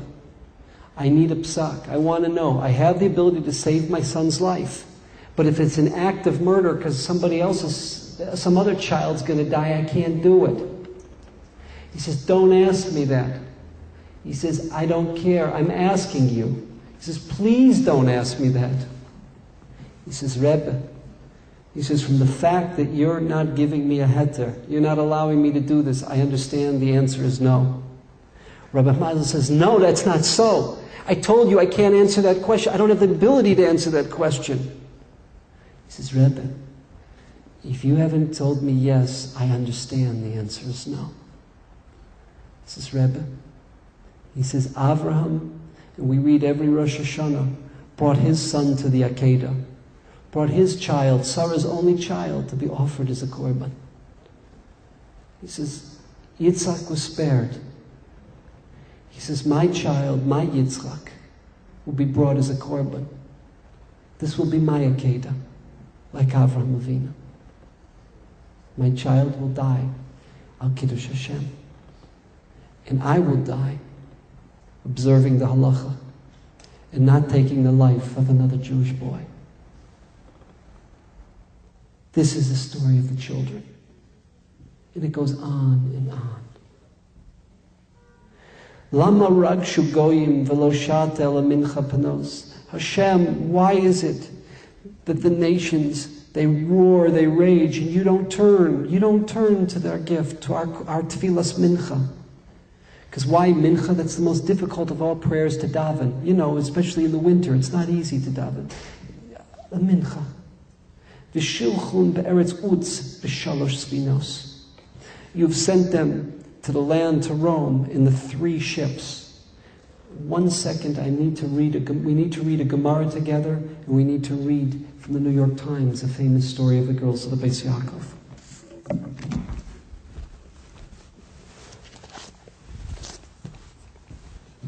The Kalir is referring to a Gemara in Daf Nun Zayin Amud Beis in Masechta Gittin in Parak HaNizakin, which is also a Medrash. The Gemara reads as follows. Let me find the Gemara.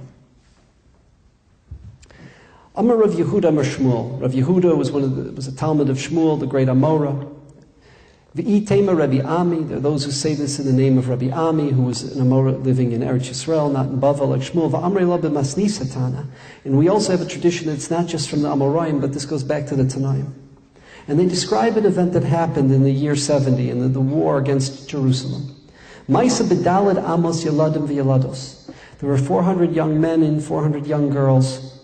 Shenishbu lekalon. They were abducted for kalon, to be denigrated, to be used as sex toys. The girls to be used for the purposes of Roman lords and Roman aristocracy, and the boys to be used by Roman aristocracy for homosexual purposes. Hirgishu ba'atzman lama hein misbakshin, or lama hein misbakshin. They realized they were not just going to be sold on the slave market in Rome. There was a tremendous abundance of Roman slaves. They understood what they were going to be used for. Amru, and they said, Im anu tovin bayam, anu boyin lechaye olam haba. If we are drowned, if we drown ourselves, we commit suicide and drown ourselves at sea, will that be considered suicide, or will we attain chaye olam haba in order to avoid, in order not to have to be used for sexual purposes? Darash lehen hagadol shebehen. So one of the older members, these again, it's described as yeladim v'yelados. They were probably young to mid-adolescents. He quoted a pasuk from Tehillim, from Sefer Tehillim. Amar Hashem mi Bashan ashiv. Hashem says, I will bring you back from the Bashan. Bashan literally means the Golan Heights. We'll see what it means here.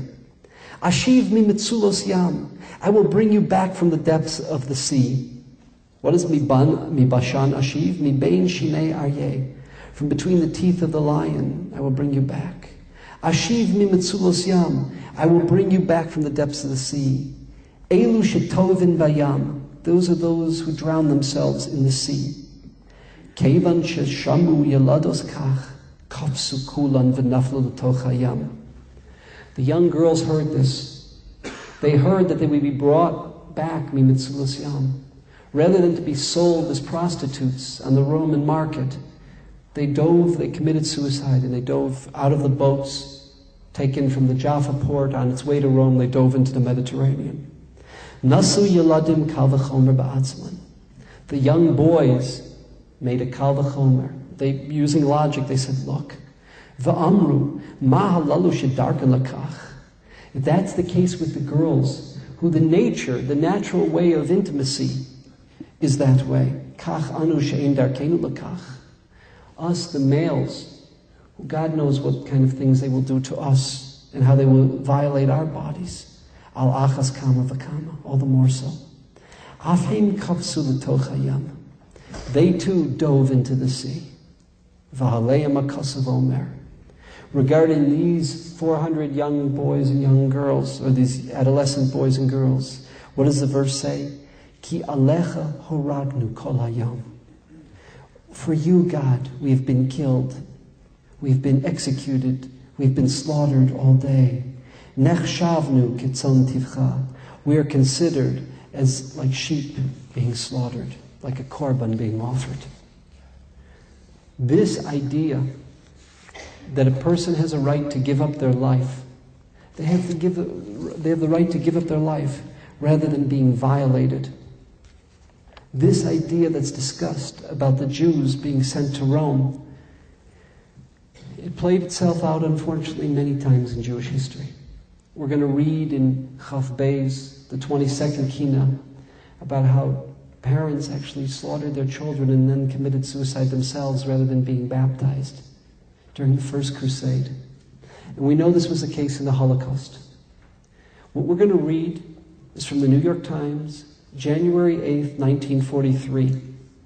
It's about an episode that took place in the Warsaw Ghetto on August 11th, 1942. Many question the veracity of this. Did it really happen? After all, weren't there Nuremberg laws that an Aryan, a German, could not have relations with a Jew? And they question it. But I can tell you this. Rebbetzin Kaplan, who was a student of Sarah Schneer of the Beis Yaakov in Poland. I'm not sure if she was a student in Krakow or in Warsaw, but she knew many of these girls. And she knew from people who survived Warsaw, and there weren't a lot. She knew of this story. And every year at the Beis Yaakov in Borough Park, which we established in the late 40s and the 50s, every year she dedicated to the memory of these girls This was a contemporary of theirs, someone who had information, who was of the belief that this really happened. Let's read the article, and you'll see the relationship between this story and the Gemara in Parak Nun Zayin Amud Beis that we just read. And then we'll go back to the Kalir, who talks about this event. The title of the article, 93 Choose Suicide Before Nazi Shame. Jewish teacher and students in Warsaw School foil a plan to force prostitution. A letter describes the ordeal. Now the article.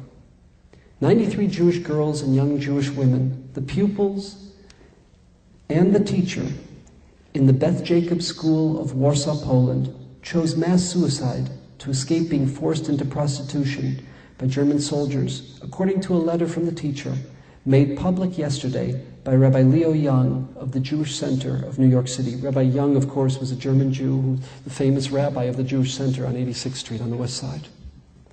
Declaring, "It is good to live for God, but it is also good to die for Him," the writer said, "All of us have poison. When the soldiers come, we shall drink it."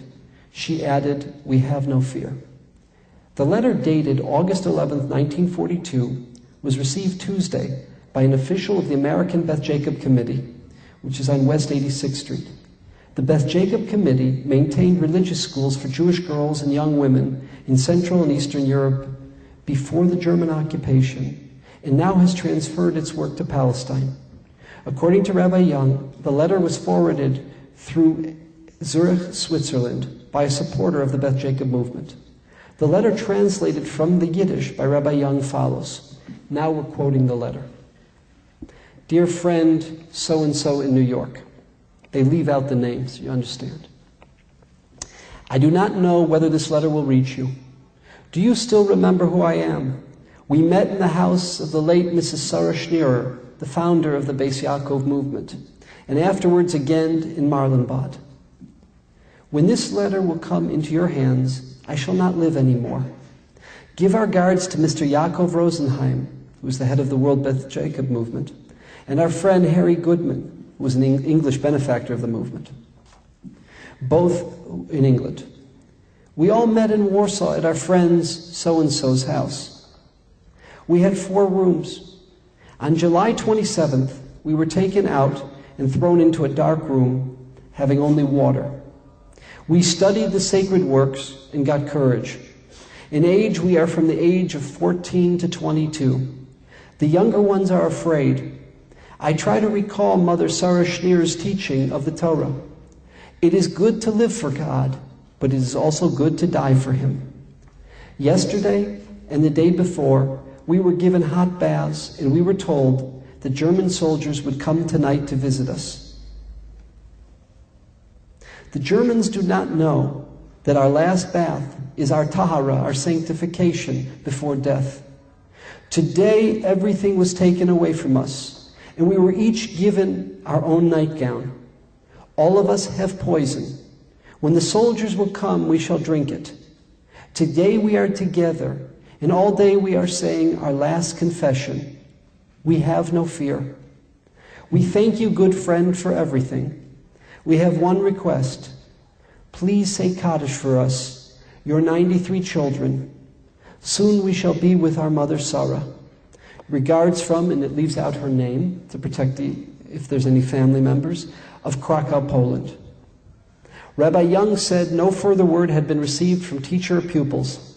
The name of the teacher is withheld, and other names are represented by false initials, lest relatives of the 3 persons be subjected to reprisals. That was from the New York Times, January 8th, 1943. It once again is this idea that you're not obligated to give your life in that situation, especially women. The famous Gemara in Sanhedrin, Daf Ayin Daled Amud Beis, Esther Karka Olam, that if a woman plays the role of being passive, she can be passive. It's not an active violation. But the question is, do you have the right to give your life? Do you have the right to sanctify your life? And that is the point of the Gemara. Rather than to be violated, to be desecrated, rather than to be abused like that, a person has the right to give their life. This is the story of the Shalchum Be'eretz Utz B'Shalosh Sfinos and the girls of the Beis Yaakov. Hashivenu shivu kivo nivchei mayim v'shitvu atzmam yachad linpol bayam shir v'sishpacho shoreru k'alayam ki alecha horagnu b'msulos yam. See, instead of singing Az Yashir Moshe, remember when the Jews went through the sea as they're leaving Mitzrayim, when they went through the Yam Suf, and they sang that great song? What are the song that's being sung in this sea? Over you, God, we are being executed. We are dying. We are being killed. Ki alecha horagnu b'mitzulas yam. Ki sahomos bo ad nafsham. When the depths, the waters came up to them, ki zos ba'asnu lo shechachnucha achilum l'mamashan. And they never forgot their God. Tikvasam nasnu l'meishik mibashan. Ubas kol nishma ura lama sishan. The heavenly voice came out and cried out, Hashem, arouse, wake up, why are you doing this? Why are you allowing this to happen? Yud Zayin, page 234. This one we're going to be saying much briefer and much quicker than most of the Kinos. In some of your art scrolls, it's page 232. Im tochalno nashim piryam olalei tefuchim. Then we answer, alalai li. How can it be that parents consume the flesh of their children? What would happen is the children would die, and the caloric intake was so horrific in the siege that they ended up eating the flesh of their own dead children. Im tivashelna nashim rachmainayos yeladim hamidurim tfachim olalai li. Im tagozna pa'as rosham uski. This is the terrible story that's alluded to in the Medrash, where they took this woman and they attached her by her hair to the horses, and the horses ran her through the streets. And what did she do? She took the pins to put the dress for tznius, that in her death, this heinous death that they were doing to her, she shouldn't be exposed. It should be done, at least she should die in a tznius way. And she took the pins and they fastened the dress into her skin. The Rav said that his cousin this happened to. Reb Chaim, who was the Rav's grandfather, he had a daughter. And the daughter was married to a Rabbi Hirsch Glickson. They lived in Warsaw. Rabbi Hirsch Glickson, his son, it was the week of the Sheva Brachos. His name was Yeshaya, the Rav's first cousin, Yeshaya. And in the week of the Sheva Brachos, the Nazis took him and his wife. They each they tied one of them to the back of a car, of an automobile. And they raced the automobiles that were going as fast as almost 70 miles an hour. That's how they killed this couple during the week of the Sheva Brachos. These events that we read that are referring to the period of the Churban Bayis Rishon, the first destruction, and the second temple's destruction, they happened so often. They happened in Spain, they happened under the hands of the Ukrainians. That happened in the Churban of 70 years ago as well. Im tagozna pas rosham siksharna l'susim borchim alalai li im tidbak l'shon yonech l'chech b'tzimon zechim alalai li im tohomena zo la'amaso boi unevashel es banenu tzorechim alalai li im tiva'adna zo lazo tenei v'nech v'hu chavoy menutach nesachim alalai li. How they would butcher and cut up the children. Im tizmena b'sar avos labanim bim aros v'shichim alalai li. Im tilchu yavna banos al cheki mosam nispachim alalai li. Im tatosna ruchos alalim berchovos kirya tepuchim alalai li. Im tiakerna b'shikul rechem v'tzimuk shadayim ve'im albanim shachim alalai li. Im takashalna shmona me'os maginim ba'ara ve'luchim alalai li. This, of course, is alluding to the famous events when the Jews escaped the Babylonians. What happened was they tried going to their Arab cousins. They tried going to Arabia. And they assumed the Bnei Yishmael would have Rahmanas on the Bnei Yitzchak. What the Bnei Yishmael did was they gave them salty food to eat. And they were chalashim because they'd been traveling and they were thirsty. And what they thought would be these containers of liquid, of water, containers of air. So here they are gasping and they're sucking down the air. Somehow it had an effect on the digestive tract, on the stomach, that they ended up dying. They were killed at the hands, the survivors were killed at the hands of their own cousins. of the Arab cousins. We know this story. We know the Kilsit pogrom. We know the Krakow pogrom. We know how many different towns where someone survived Auschwitz or survived the work camps or survived Mauthausen to come back and only be killed by their neighbors who they thought were their friends, the neighbors who they supported, who they employed, who they lived with for decades. We know these stories. It talks here about the killing of the children, horrific stories about the killing of the children.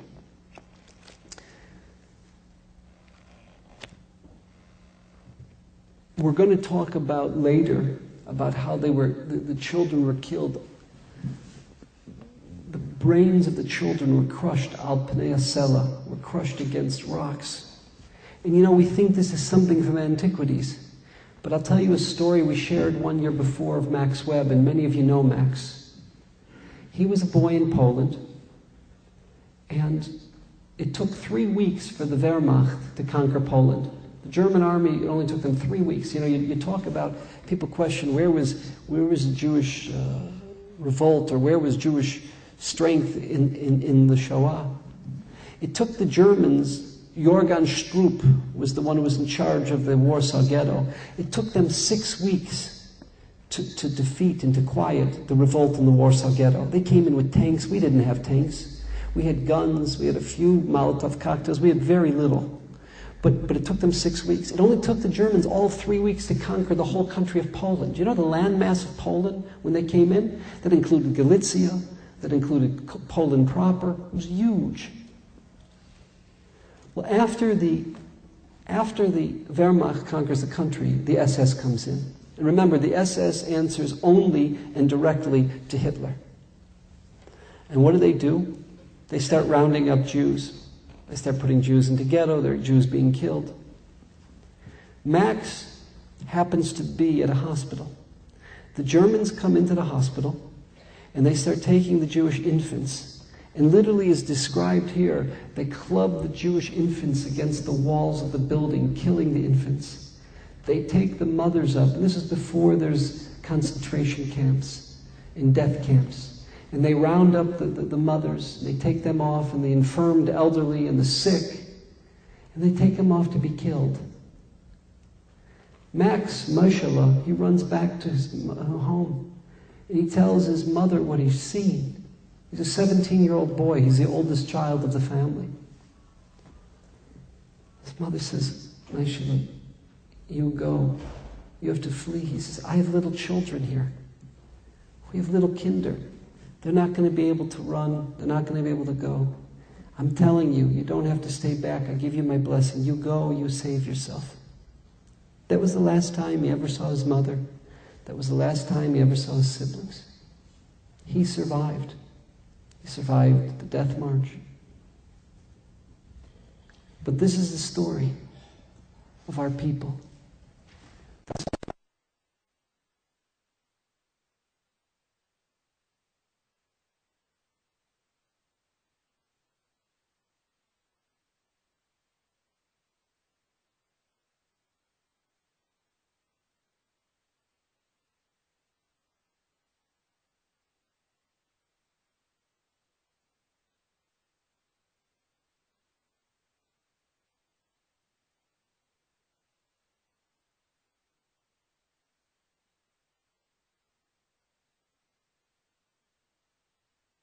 נפשות מדוכרים מריח תנובות שיחים על הלילי אם תצברנה על אבן אחת תשע כוון מוחי ילדים מונחים על הלילי. Translate that. On one stone, 9 kavin, 9 volumes worth of the brains of little children from being crushed. Im tavakana shlosh meos yonkim al socha achas mesuchim alali. The case where they killed 300 little children. Im teira ena rakos vanu gos givulos al yad rav tabachim alalali. Im teshkafana bein shvatayim benos nedivim meshubachim alalali. Im tisalafna hapsulos vabuchurim betzimayon tzichichim alalali. V'ruach hakodesh lumalam mariim. Hai al kol shchenai haraim. Ma shehikra modiim. Veis asher asu lo modiim. Im tochanu nashim piryam mashviim. So all this, throughout this whole Kinot, we've been crying out and complaining to God. God answers in the last line. V'im yehareg b'mikdash Adonai kohen v'navi lo mashmi'im. You didn't cry out when you murdered the Kohen, Zechariah Hanavi, of the first Beis HaMikdash. You killed him on Yom Kippur that fell out on Shabbos in the Beis HaMikdash. You're crying out over these events? How come you didn't cry about with that perversion of justice? Huh? Tried to cover up his blood. And we'll come back to that. That's the theme of Kinot Lamed Daled. Of Yom Achbi.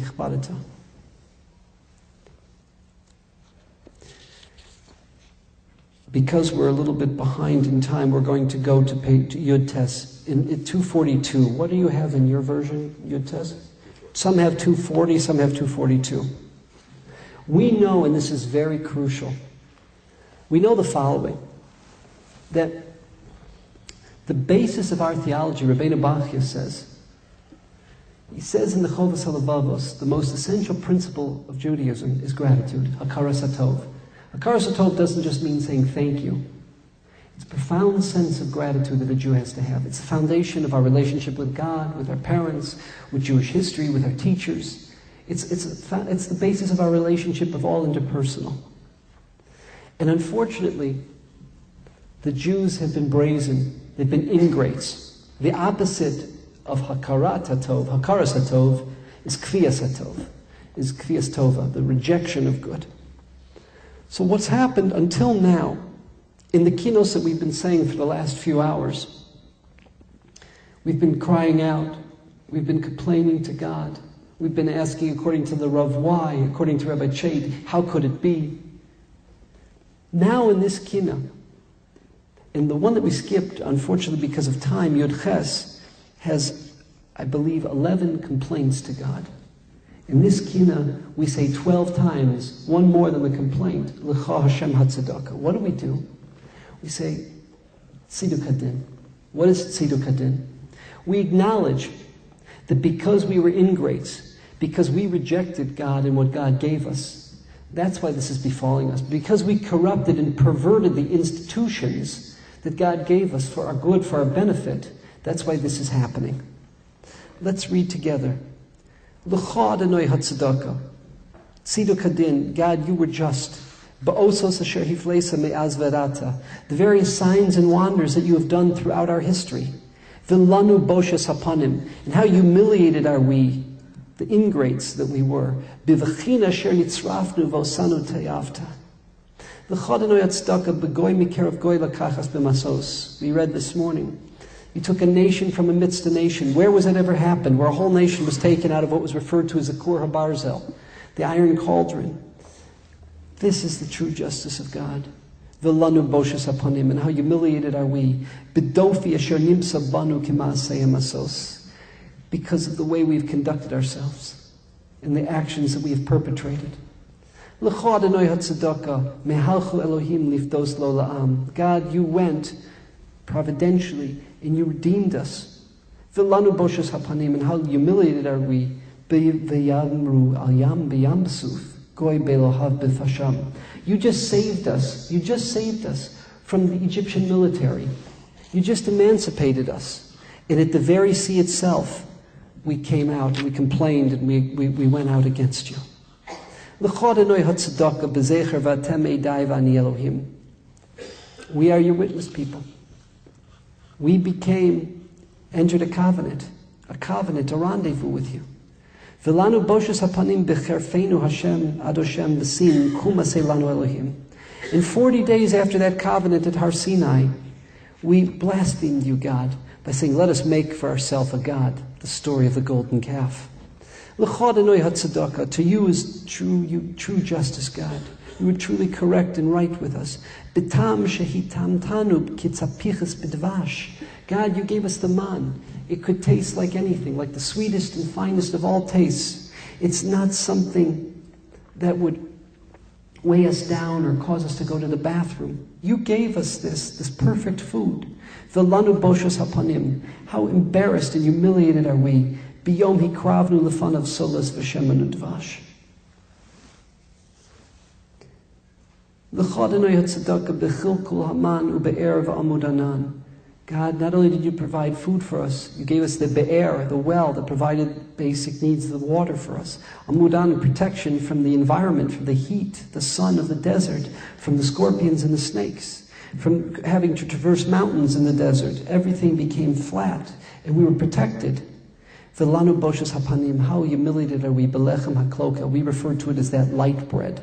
We knocked it. Instead of appreciating what it did for us, we attacked it. Avosenu be'alehem beragnan. We were in our tents, and that's all we could do was find what to complain about. In the desert we lacked nothing, Hashem. Filanu boshes hapanim. But how humiliated are we? We lacked nothing, but nevertheless, niatzos lavan. We complained against the man. V'chatzeros. We had the whole situation of Korach and the spies. The Meraglim, we were complained about, the Israel you were going to give us, the Dizahav and the golden calf that we made. Bimidbar. God, what you did to us by enabling us to conquer the east bank of the Jordan River, the whole area, what we call Jordan today, Sichon Melech HaAmori, the Amorite kingdom, Og Melech HaBashan, the Golan Heights in southern Syria on the east bank, and the 31 kings of Canaan, meaning the 31 feudal lords where we conquered the whole west bank of the Jordan River. Vilanu Boshes Hapanim, but we are humiliated, Ba'acham, because of what Achan did and because we didn't set up a system to prevent it from happening. One place, Yericho, you asked us not to partake of the spoils, and what did we do? We were wealthy. We had spoils from Yam Suf, we had spoils from the Amorites, and you know, time after time, we did the wrong thing. And each and every time that there was a different oppressor, there was a different enemy, whether it was the Canaanites under Sisera, the general, whether it was the Midianites, whether it was the Moabites under Eglon Melech Moab, whether it was the Ammonim in the time of Yiftach, all these different incidents. And then we realized when we couldn't take care of ourselves, we came and we pleaded. And we came and pleaded and asked for help. And what did you do? Ba'arba asar moshim. You gave us 14 saviors, meaning what we call the 14 shoftim. A shofet doesn't mean a judge. Shofet in the context of Sefer Shoftim means a leader. Whether it was Devorah, who saved the Jews of the central Galilee, whether it was Yiftach, who saved the Jews on the east bank of the Jordan River, and it had its own system of worship and Kohanim. So under your nose, under your providential protection, what do? We stick you in the back by worshiping Avodah Zarah.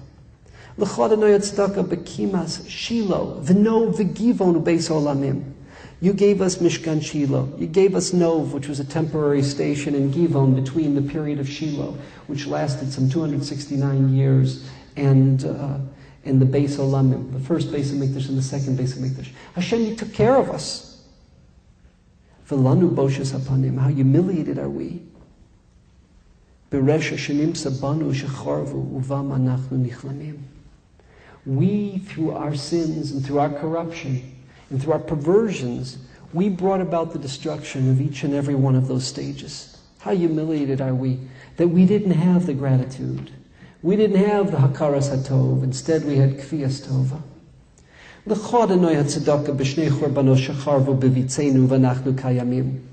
You gave us, Hashem, the 2 Batei Mikdash.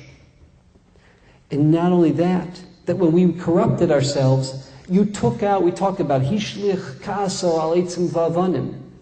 What happened? You destroyed Jerusalem, you destroyed the Beis HaMikdash. Va'anachnu Kayavim, but you saved the Jewish people. We were Chayav Kilaya, but you saved the Jewish people. V'lanu boshes hapanim b'shuvenu elecha b'cholev shetashuv eleinu b'rachamim. How humiliated are we now that we come back to you. We come back to you wholeheartedly, Hashem. We return to you wholeheartedly, our God, and ask for the midas harachamim. ask for the ability to repair, rebuild ourselves, and restore us to our glory. We're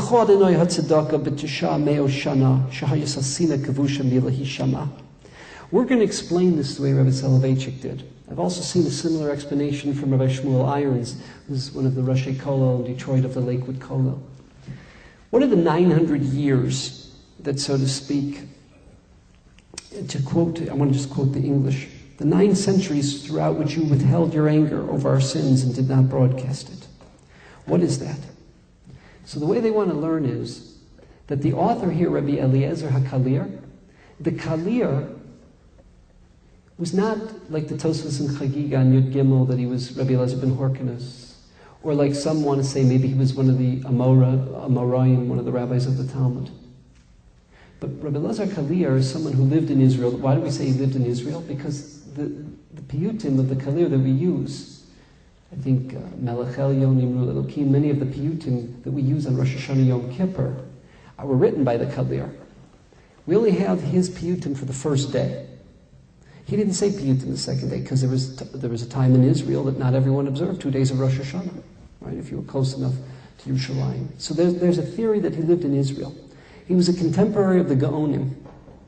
That theory is, according to the Rav and according to Rabbi Irons, is supported by this line. It's been close to 900 years since the destruction of the Beis HaMikdash.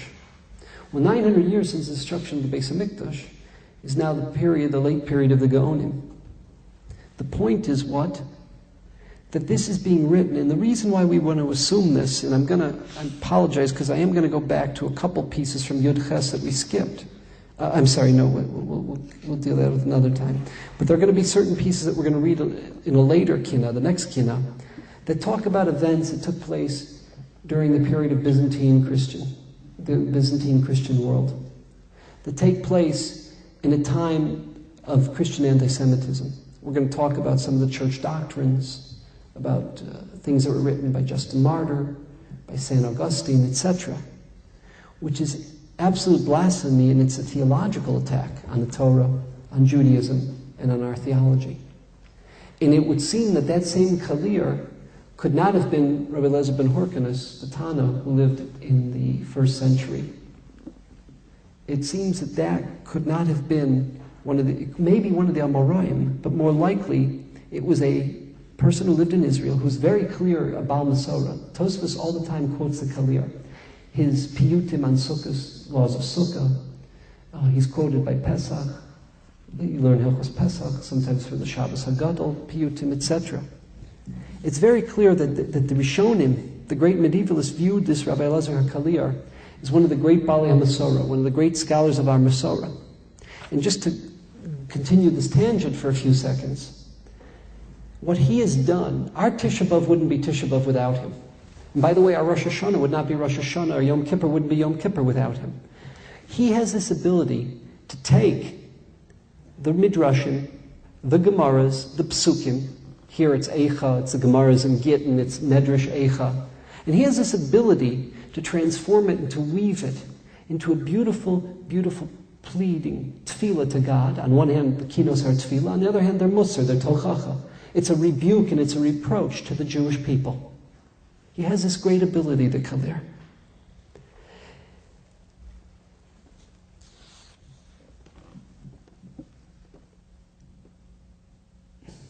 Let's just think one last second about the Kalir. Yeah. The theory the Rav described was the following. Why is he doing it? Because it's not a simple Hebrew. And when you read these Kinos, they don't read simplistically. There were periods, and we know many periods during the time of the Byzantine Christians, where there was no ability to teach Torah publicly, or they couldn't say the Shema in the shul, they couldn't say Kedusha. We're going to talk a little bit later about the whole notion of Kedusha de Sidra and Valet Zion. We're going to talk about the whole notion of why was Shema Yisrael integrated into the Musaf Kedusha. There are a whole number of activities that we do that were a means of skirting or trying to avoid religious persecution. And it could be that he took ideas that are found in the verses in Eicha, that are found in the Gemaras and the Midrashim, that couldn't be taught explicitly. And he had to say them in a euphemistic way. something that a Byzantine Christian guard or censor would not be able to detect. And that could be the theory of why he wrote this the way he did. The Ibn Ezra, and if you look at the Ibn Ezra, the beginning of Perek Hay of, I believe it's Perek Hay of either Koheles or Eicha. I think it's Perek Hay of Eicha, but it might be Koheles. And the Ibn Ezra is very critical of the Kalir. He says, your Hebrew grammar is not grammar. You turn verbs into nouns, and you turn nouns into verbs, and you make it so difficult for people to understand, because many of these kinos that we say are extremely difficult. And the Ibn Ezra is very critical.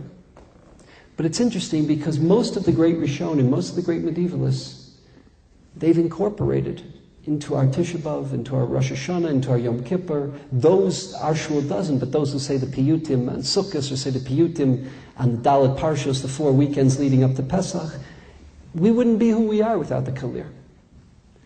And it seems that the world is posking against the Ibn Ezra on this.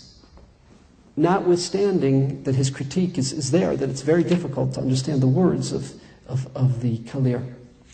Which is why, and I think the Rav started doing this to the best of my knowledge, I think he started doing this after the Patira, after the Rebbetzin passed away. She passed away in 1967. The first recordings of the Rav doing this were 1970. He would spend the whole day learning and teaching in the Maimonides school in Boston, learning and teaching these kinos, because they're just not easy, and they're not simple. And that's why, and I'm sorry this is the third time already mentioning it, the work that Simon Posner and Rabbi Genack are putting out through the OU Press, of having a line-by-line commentary. Our Tisha B'Av will be a different Tisha B'Av with that work, because it will enable us to decode the great sophistication, the great chachma and wisdom in every line of the Kalir. So to finish off, L'chodanoi hatzedakah b'tshamei oshana shehayasasina kavusha milahi shama. These 900 years, despite that we haven't done tshuva, we have not been worthy of rebuilding the Beis HaMikdash. Nevertheless, God, you have withheld the Midas Hadin. Velanu boshas apanim, how humiliated are we, kitava ish chamudos. As the man, Daniel, the man of delights, pleaded, Hatei Elokai oznecho shema. Please, God, incline your ear and listen. We'll now go to Chaf, Kina Chaf. And this is a different focus now. This is the focus of what we're going to call religious anti-Semitism. There's 2 types of Chilul Hashem. There's a Chilul Hashem if the Jewish people are killed. There's a Chilul Hashem if the Beis HaMikdash is destroyed. But you know where else there's a Chilul Hashem? When you can have the imams and you can have people throughout Iran, throughout the Islamic world, saying horrific things against the Jewish people. The very Jewish religion, which is the mother to everything they stand for. The whole notion of the Quran is built upon Jewish principles. The Hajj comes from the word Chag. So instead of it being to Yerushalayim, it's to Mecca. What did they do with the 5 times, praying 5 times a day? They took that from where? From Yom Kippur. They wanted to try to one-up the Jews. On our holiest day, we have 5 Amidas. Ma'ariv, Shachris, Musaf, Mincha, Ne'ilah. So they're going to pray, they don't pray very long, but they pray 5 times every day. The whole theology is rooted in that. Okay? And we know that's true with Christianity as well. And then to turn around to the very theology that they took, that they turned and they built their theology upon, and many times it's twisted, it's crooked, it's perverted what they've done to the true theology, to the system of ethics and morals that you have in the Torah. But they have to acknowledge where they got it from. And what? And then to take and blaspheme and to attack that very Torah and to attack that system of perfection, this terrible Chilul Hashem. Terrible Chilul Hashem. And I'll tell you, and we know it from our lifetime, whether on one hand it's the aftermath of the 6-Day War, or whether on the other hand, tragically, it's the aftermath of the Shoah. The terrible Chilul Hashem, when the Jewish people are devastated or destroyed, or when the Jewish people are successful or capable, look what happens. Look at the response, so to speak. Look at the response of the world. The Rav says, when he was traveling in the early 40s from Boston on the train to New York, consistently, because he says there weren't too many people who wore a yarmulke or had a beard in those days, so he was identifiably Jewish. The missionaries would always come over and they would attack and they'd say, don't you see the Holocaust is a proof that you've been rejected, you've been abandoned. We're going to quote at the end of this kina, to quote the Kalir, What did they say? La'omrim, they said about us, uzav, that we've been abandoned, shukach, been forgotten by God, nutash, we've been rejected, la'ad shomem, we are worthy of eternal desolation. Right? He says, after the establishment of the state of Israel, they stopped saying that. After the 6-Day War, once Jerusalem became Jewish again, they stopped saying that. Why? Because it undermines, when the Jewish people are doing well, there's an awe, there's a respect, there's a reverence. Tiny little Israel in a sea of 22 Arab nations. When you look at the hundreds of thousands of armed soldiers and of rockets and of weapons that the Arab world has, and you've got tiny little Israel, a small little country that's a blip on the map, you'll miss it because it's not big enough to show up on a map. And tiny little Israel survives. Then they can't blaspheme so quick. They still try, and they still do.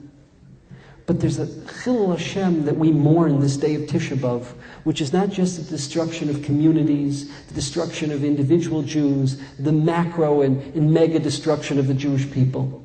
You know what else we mourn this Tisha B'Av? What this Kinot Chaf mourns is the theological corruption and perversion and the blasphemy against the theology that God gave us. Hatei Elohai Oznecha, God, incline your ear. God, please hear what they're saying. L'tifletzes mina etzes mili b'shamayim, ushma shagas tzorerecha. Listen to the roar of your oppressors. Ha'omrim aru aru ada yasod shar shamayim. They want to uproot, we said before, they want to uproot everything until the heavens. Uproot all synagogues, batei midrashos, uproot everything. I'll just give you one example. There was such a sense of justice that I felt.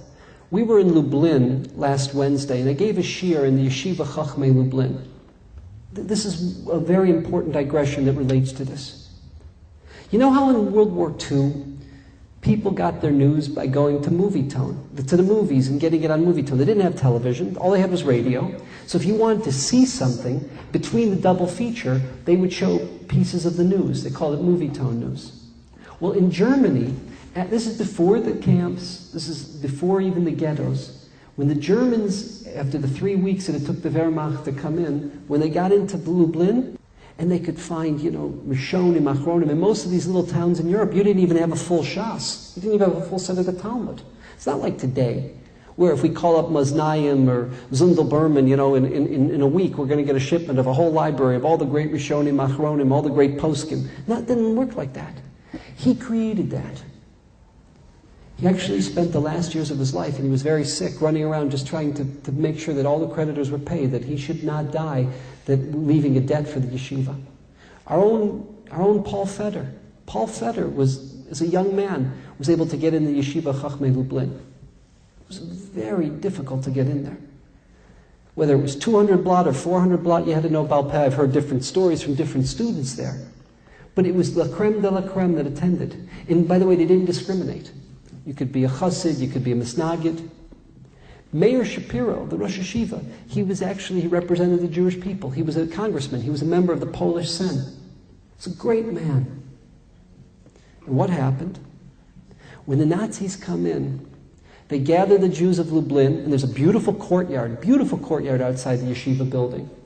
They gather the Nazis together, and they take out all the library, the Sifriyah, the books of the library, and they have a huge book burning of all of these Sifrei Kodesh. And they film it, and they make the Jews sing as they're burning the Sifrei Kodesh. They make the Jews sing. And you see the Jews crying and broken and just devastated. And they show this in the movie theaters throughout Germany. This is like the Chilul Hashem. We're not talking again about killing now. We're talking about a terrible desecration of God's name. Sha'agas tzorerecha, the roaring and raging of your oppressors who want to uproot everything. We talked about the mockery of the famous parochas in Warsaw that they set up in Treblinka. Zeh hashar ladoshem tzadikim yavovo. Hatei Elohai oznecha l'rikshas hadoveres al tzadik asak ushma kol sha'on me'ir b'chema shafucha l'shatek. Hatei Elohai oznecha l'tzir shulach v'nam kumu v'nakuma lela milchama. Let's go to war against the Jews. Let's go to war against their God Ushma. And listen, palatzus homim bo ha'esi to beveso lehilachama. Because again, what does Titus say? Titus says, oh, I've defeated God. Where is their God? Ey Elohemu, Tzur Chasayubo. Where is the rock that they look to for their protection and concealment? Atei Elohai Oznecha, La'atzu Eitza, the machinations, the plans, V'chashvu Mezima Bal Yuchalu. We have the transcript of the Wannsee conference.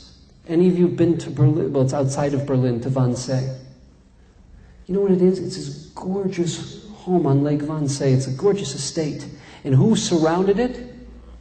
Assimilated German Jews, having no clue that this was going on, literally, a stone's throw from their homes, from their estates in 1941.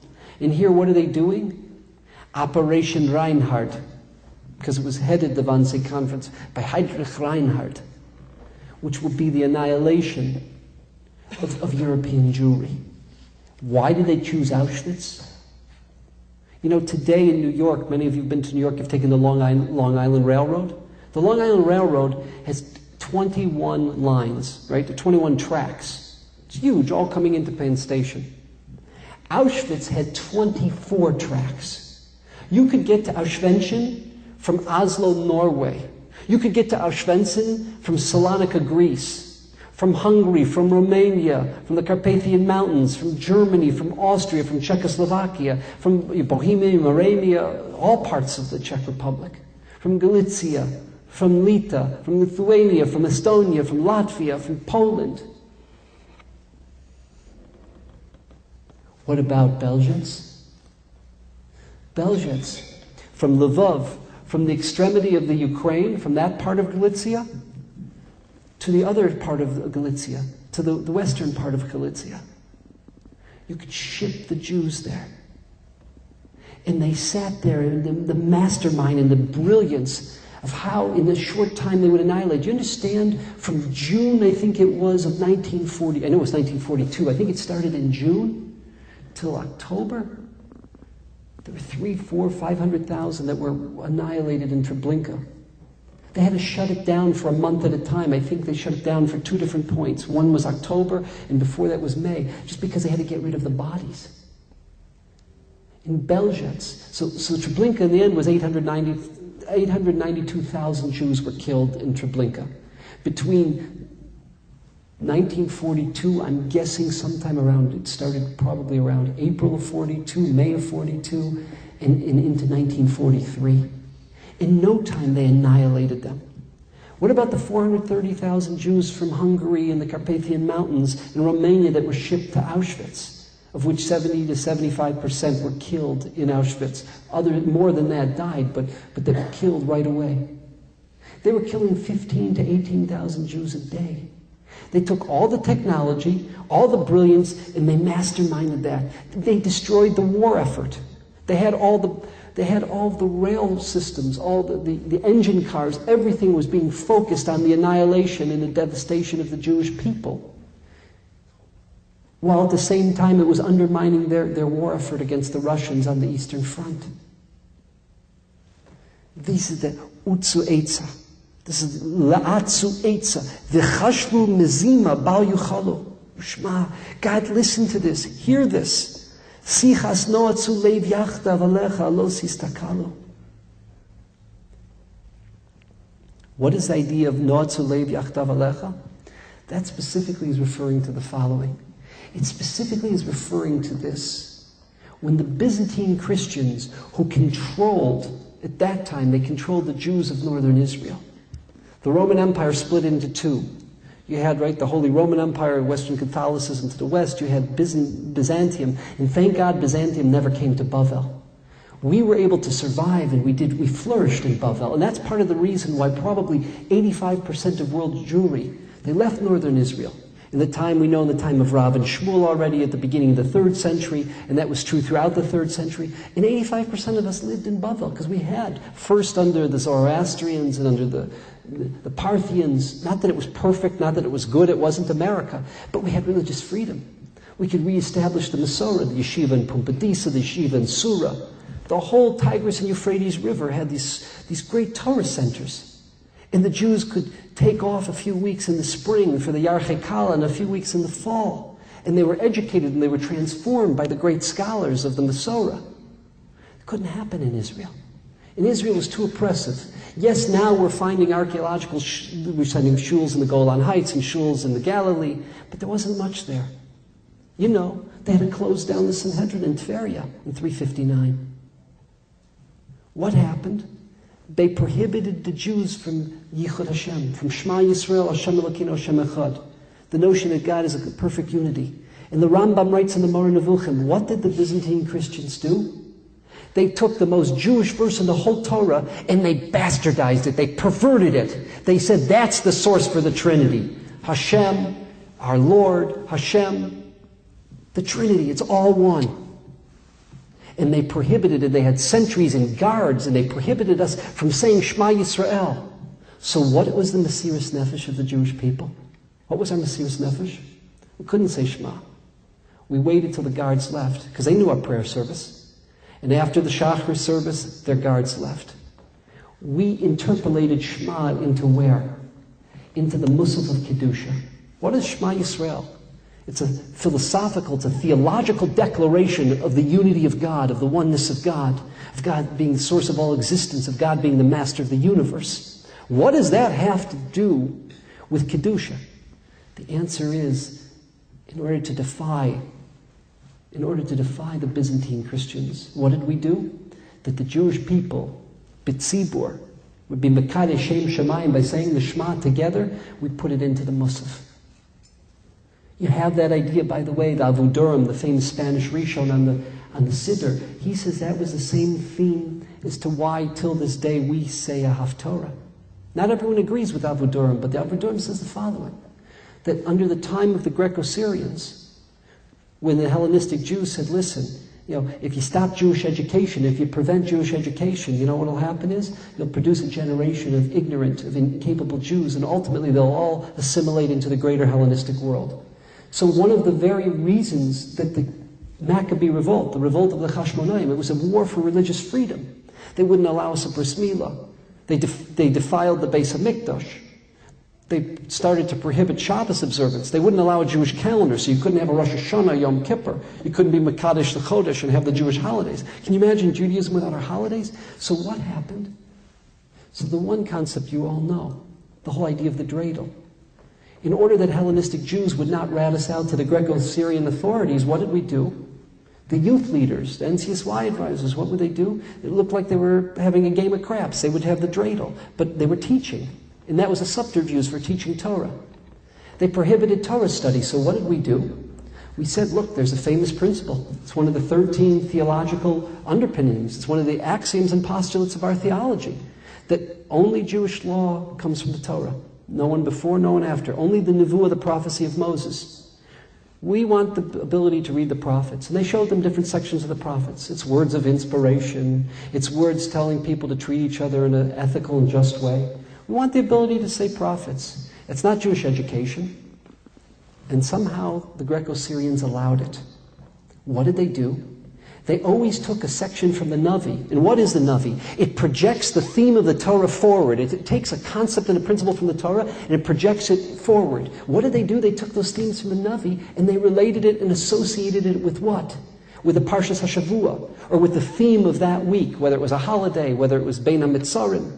And what did they do? They had these special haftorahs that enabled Torah study and the Parshas HaShavua to continue. So long after the revolt, long after the success of the Hashmonaim, that once again we have Jewish autonomy and Jewish control and freedom of religion, and we can go back to teaching Torah and observing Shabbos and the holidays and bris milah, etc., etc. What happened? We kept in the Haftarah, the Avudurim says. Rabbi David Avudurim, the Spanish Rishon. What does he say? We kept it in. Why did we keep it in? Because it's an acknowledgement to the Mesiras Nefesh. It's a historical acknowledgement that we have to those people who enabled Judaism to survive in the worst of times. That's the same idea with the Shema. And likewise, there was a time when they prevented Kedusha. The whole idea that we have of Kedusha de Sidra, we say Uval Tzion, right? At the end of, why is Uval Tzion at the end of davening? What is that doing there? It preserves the Kedusha. Because they tried to do the same thing. This is the idea that the Kalir has here of Sichas Noatzu Leiv Yachtav. This is not referring to Kedusha, it's referring to the Yichud Hashem of saying Shema. Hatei Elohai Oznecha Leniatzu V'shilchu V'eish Mikdash Moro Shema Micharchefa Madmime Soda B'kol Zimra. This is the line here. They're blasphemy because they wanted to silence the praise, the gratitude that we would give to Hashem. What's the Kol Zimra? What's the Toda? That was the Kedusha. That was the Kedusha. Why? Any of you have been over the Charles River in Prague? The infamous fine that the Jewish community was forced to create. There's a crucifix. And it says, Kadosh, Kadosh, Kadosh, Hashem Tzibakos, Meloch Haaretz Kvodo, the famous verse in Yeshaya. So what do we explain Kadosh, Kadosh, Kadosh means? That's why we have the translation. Why is the Targum there in Uval Tzion? Because it's talking about God being Kadosh vis-a-vis the heavens, vis-a-vis the earth, and vis-a-vis time. The Kedusha of Makom and Zman, of time and place. What did they do? They used that verse from Isaiah, Kadosh, Kadosh, Kadosh, as a proof to the Trinity. What's the Kadosh? The Father, the Son, the Holy Ghost. And that's why they wouldn't allow us to say it. Because they knew why we were saying it. And they felt it was just like Shema was a rejection of the Trinity, so too the Kedusha was a rejection of the Trinity. What did we do? We didn't say it because it would have cost us our lives. We waited till they left after the Amida, and we put it into Uval Tzion, what's called Kedusha de Sidra. We say it in Uval Tzion. That's this idea. The blasphemers, they tried to silence the people who were expressing gratitude and praise to God. Madmime soda v'kol zimra. Hatei Elohai oznecha leleitzim latzon chamdu lahem ushma kol cherpas samasher fucha v'apeli mascha leim. Turning the page to 248. What's it in yours, Josh? 246 in the other version. What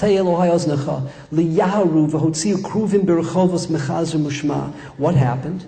When the Babylonians destroyed the temple, they took the Ammonite and Moabite legions who joined up, because anything to undermine and to defeat the Jews. It's like the Lithuanians and Ukrainians. The Lithuanians and Ukrainians did not love the Germans. Why did they join up with the Germans? Because anything to do this to the Jews. Case of the Ukrainians, it was to do it to the Poles as well. So what happened? There's a group called the Traniki group, 2,500 Ukrainian soldiers who were trained by the SS. These are the people that were involved hands-on in running the camps under the jurisdiction and under the guidance of the SS. So what did these Moavim and Ammonim do? They said, hey, you, the Jews, you claim to be monotheistic. You're not polytheistic. You're not Ovdei Avodah Zarah. Look at this. You get to your Holy of Holies and look at what we see. We see images. You pray to images. You're as primitive as we are and you're no different than we are. And of course, that was a perversion of everything that the Paroch stood for. The Chil Hashem in that. Tarchos tinufam kehelu al mizbach chazirim. Hatei Elohai oznecha lechilalu v'tinfu beis kodesh hakadoshim ushma zeidim mezarkim lemulach milos kedoshim. What did Amalek do? They used to cut off the male genitalia, the circumcised male genitalia. They would throw it in the air, as an act of brazenness against the Jewish concept of circumcision. By the way, you hear this, and we're going to quote later on from the eyewitness testimony of the Chmielnicki massacres. The Cossacks did the same thing. The Ukrainians did the same thing in 1648 through 1653 to the Jewish people. They would cut off the shaft of the male genitalia as a mockery of the mitzvah of bris milah.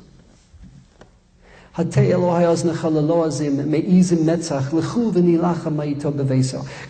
let us attack the master in his house, right? Like Titus and others, like as if we're going to defeat God. You see, he's not there. You see that? Either he's gone, he's run away, he's scared of us, or we defeated him. See, that's Chil Hashem. God, how can you tolerate that Chil Hashem? Hatei Elohai oznecha ledoveres ani va'afsi od ushma gidufeha v'cheirufeha mishtachezes ad kisacha od. Hatei Elohai oznecha levozu malegas machai tochili ve'eni nivneh. This is Christian. What are you, fools, you idiots? God has rejected you. You have been despised. There is a new chosen people. God is not going to rebuild the temple. See, the Catholic Church and the previous Pope, we have to acknowledge that what he did was extremely radical in the light of 2,000 years, 2 millennia of Catholic theology. And that's why they can acknowledge a Jewish state. But the one thing they can't acknowledge is that the Jews have the right to rebuild the temple, to rebuild the Beis HaMikdash on Zion. That's something that would violate and undermine 2 millennia of Christian theology. Going back to Justin Martyr, going back to St. Augustine, you have to understand the whole theology of the chosen people. When Julian the Heretic was the last pagan emperor of the Roman Empire, when he said, look, if the Jews had been rejected, when he responded to the Christians in the Roman Empire, if the Jews had been rejected, well, they look like they're doing okay, even though their temple was destroyed. We see them throughout the world. We see them successful communities, doing business, etc. So his response to the man they referred to as Julian the Heretic, the last pagan emperor of the Roman Empire, they came up with this concept of the witness people. Right? Pope Pius, the first time that he came out publicly against Hitler was when what? When Italy's Jews were rounded up. Not only did they round up Italian Jews, they took the witness people, the Pope's Jews as well. And there were always this group known as the Pope's Jews that were protected within the confines of the Vatican, and their job was to survive and witness the second coming. That, they say to us, Ma tochli, what are you yearning for? Eino nivneh. The temple's not going to be rebuilt. You've been rejected. You're no longer the chosen people. Contrast that, God, to what? Contrast that to the Jewish people, who every day we pray, Bonei Yerushalayim. In our benching, we ask Hashem to rebuild Jerusalem and the Beis HaMikdash. In our tefillos, in our prayers, in our Amidah, every day we pray for that. We yearn for that. Afal pi sheyisma mea. Nevertheless, what? Im kol zeh achake lo. Even though the Mashiach, the rebuilding of the temple may tarry, nevertheless, each and every day, I anxiously yearn and anticipate that event. Here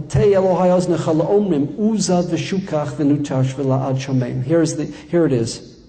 The basic tenet of Justin Martyr. The Jewish people have been rejected. They've been despised. They've been not only rejected, but they have to come to acknowledge the wickedness of their ways.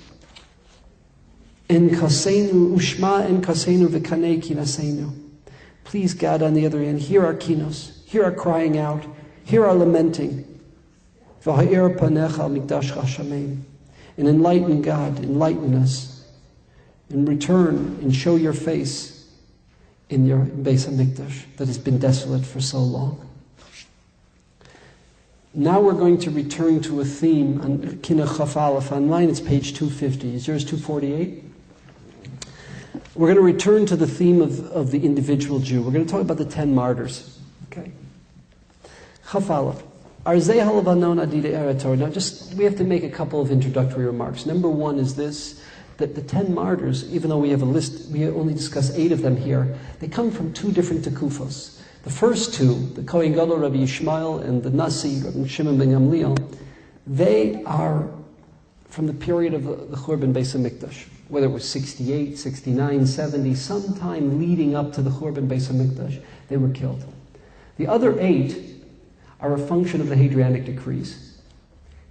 There's Yerushalmi that the Rav quoted, where Elisha ben Avuya and others, after the Bar Kokhba revolt, said, look, the Jews are going to continue to revolt, they're going to continue to come back, unless you're going to stop the religion. Basically, what Elisha ben Avuya was telling the Romans is, if you don't take the same methodology the Greco-Syrians did, you're always going to have a Jewish problem. Because as long as Jewish education is alive, you're going to have dynamic, exciting, passionate Jews. And the only way you're going to be able to integrate, assimilate the Jews into greater Roman culture is what? if just the opposite, if you have dumb Jews, if you have Jews who are not educated. And they set up a series of prohibitions. No Jewish education, no Torah study, no smicha. What is smicha? Smicha means that you're acknowledging and you're granting who's going to be the leadership of the next generation of Rome, of the Jewish people. Well, if you undermine leadership, then you don't know who the teachers are, who the masters are.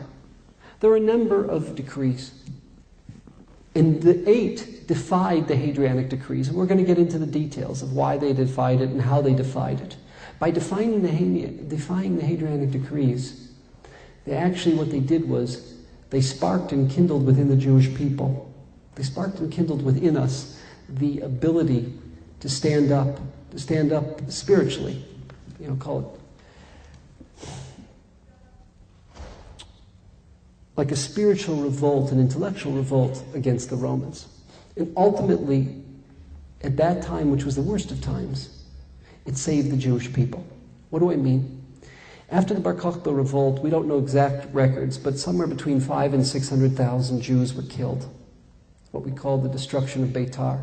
Beitar was the capital of the revolt, but Jews were killed throughout the length and breadth of the land. The Rav says, the Gemara that talks about the 24,000 students of Rabbi Akiva, they died of diphtheria. What's the phrase in Hebrew?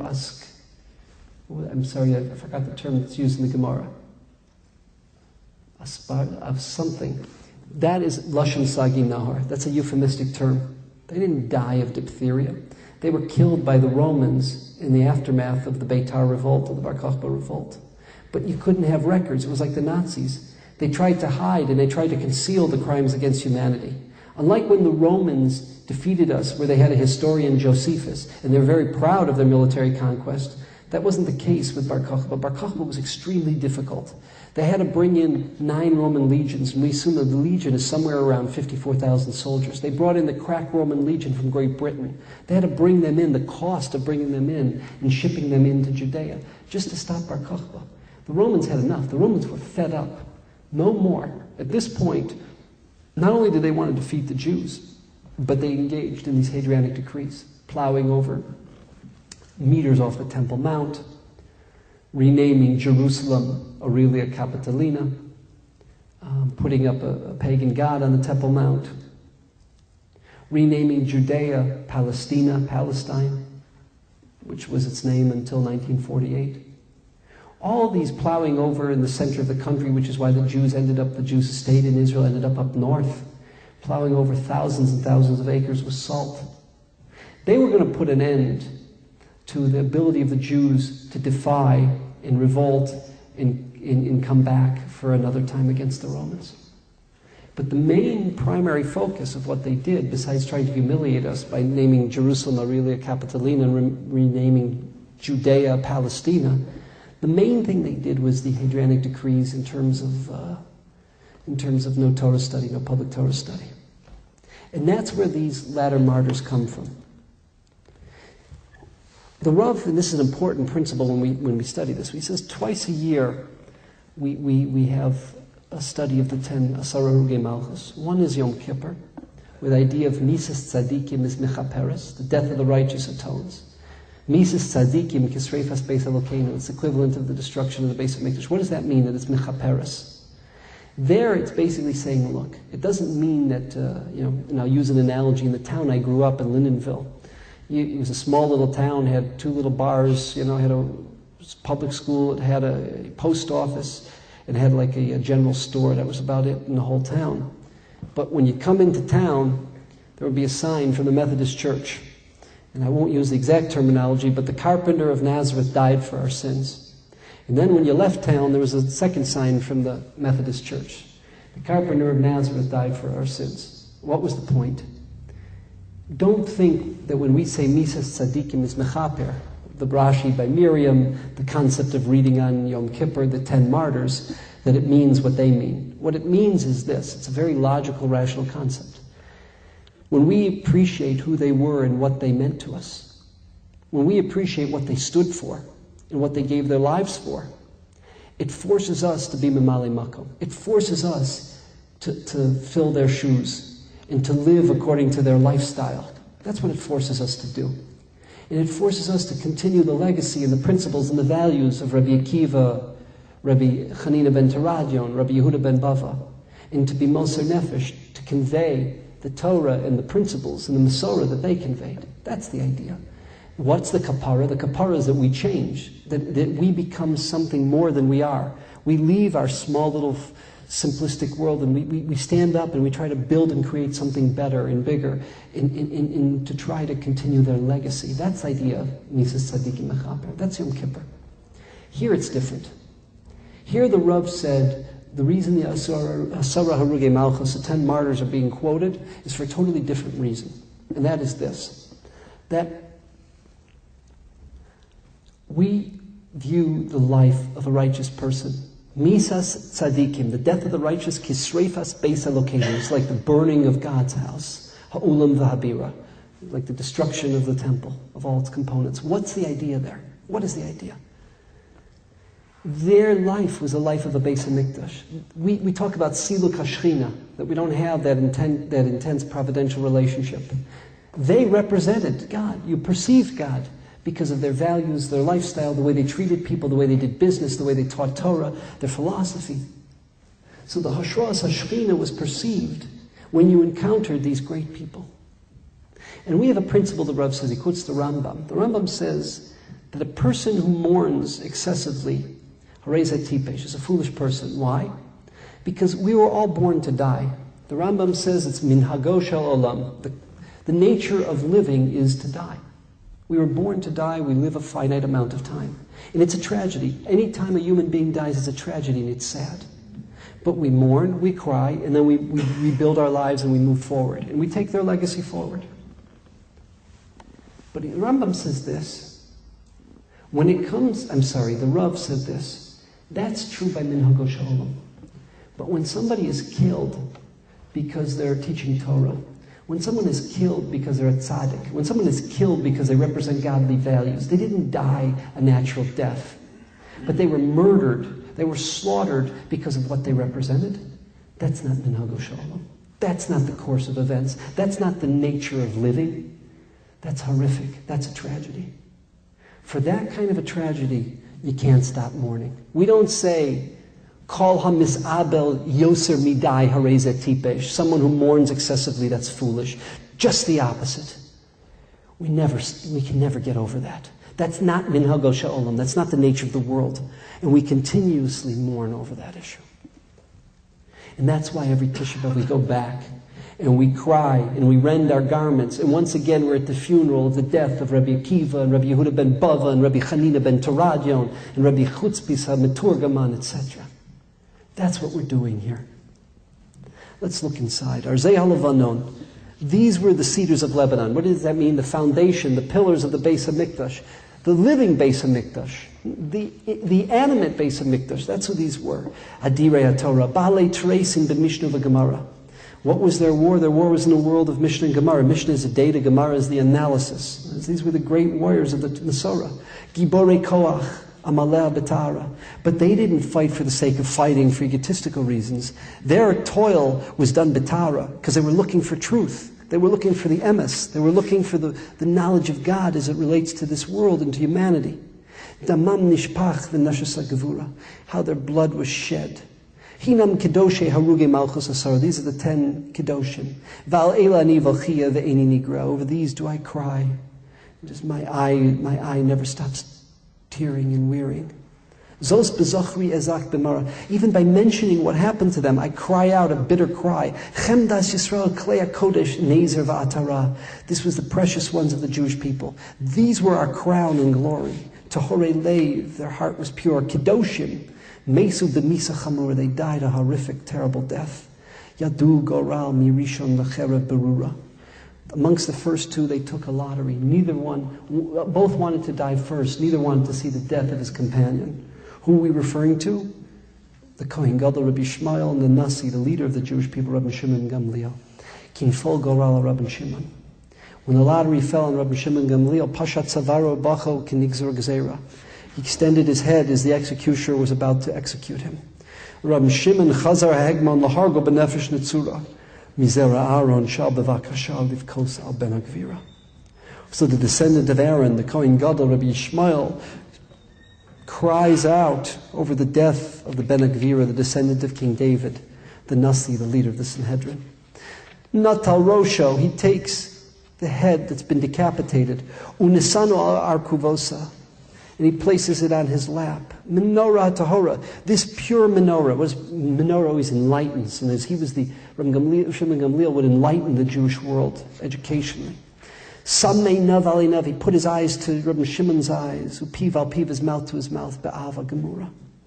Ana ve'amar Peh HaMizgaber B'Torah, this mouth that was so great, that was so, how would I say, strengthened itself in Torah. Pitom, like that, like nothing, in a split second. Niknas alav misa meshuna v'chamura, was decreed upon this great leader of the Jewish people, this pious teacher of Am Yisrael, this great leader, a horrific, terrible death. Then they came to the Kohen Gadol, Tziva lahafshitas rosho b'sara schira. The daughter of the Roman overseer couldn't get over how handsome, how stunningly handsome the Kohen Gadol Rabbi Yishmael was. So she asked, before you kill him, will you peel off his skin? I'd like to be able to look at it. We'll put it on a bust, and I'll be able to look at it. You know, this handsome man. So they started peeling his skin away. Kiyam ba'ora amru l'nafshech shchiv v'na'avora. Rasha haporesh esi gilim kom tefillin mitzvahs bara. So when it came to the place where he would put the tefillin sharosh, the tefillah of the head, only then does he cry out. He didn't cry out from the pain, but he cried out then, when his crying out that he'll never be able to put the tefillin sharosh again on that spot, the earth trembled. Me'acharav, now we're skipping 60-some years. After him, Heviwas Rabbi Akiva, they brought Rabbi Akiva, Oker Harem V'tochanan Zuv Zubasvara, the one who was so brilliant. His analysis was so fantastic that he could take mountains and grind them together. The sarku espesara b'masrik shalbar zalishtabra. They would take the iron comb. They did this more than once. We all know where Caesarea is, the place is. They would take him out of the dungeon, and they would literally, physically take the iron comb and comb away his flesh. So he would say each time as he was dying, right? Even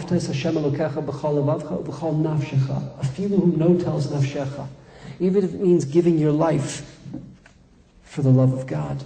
And he would say the Shema as they were doing this to him. And he died. In a baskel, as if a heavenly voice came out to say, Ashrecha, fortunate are you, Rabbi Akiva, Gufach tahor, your very body is pure. B'chol minei tahara. Not only are you pure, but you've transformed your whole self.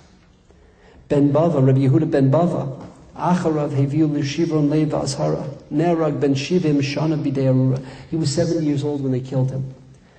What Rabbi Yehuda ben Bava did was, there was a decree, the Gemara in the first parak of Sanhedrin talks about, not to give smicha. Because by giving smicha, what you're going to do is, you're going to enable the continuation of Jewish leadership. You're going to enable the continuation of the Masorah, because people will know who and what to go to for guidance, for true, spiritual growth and true Jewish education. So they said, not only will we kill the masmich and the musmach, the one who gives smicha and the one who receives the smicha, we're going to destroy the closest town. So what did Rabbi Yehuda ben Bava do? He went out to an area in the Galilee which was not inhabited, where there were no towns nearby. And he went between two mountains, and that's where he gave smicha.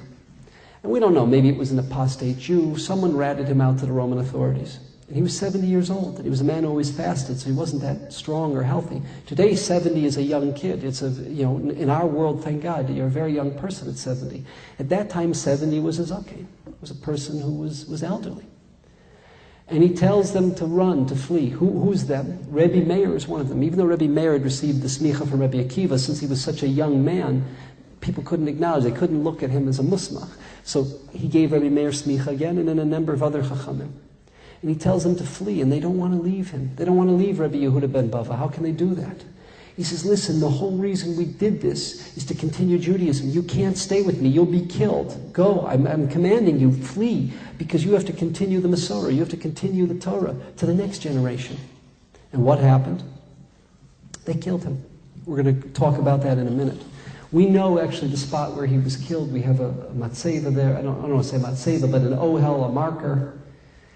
And we used to go there. Beth Jacob trips would go there, and we would learn the Torah of Rabbi Yehuda ben Bava, and we acknowledge his role in continuing the Jewish religion.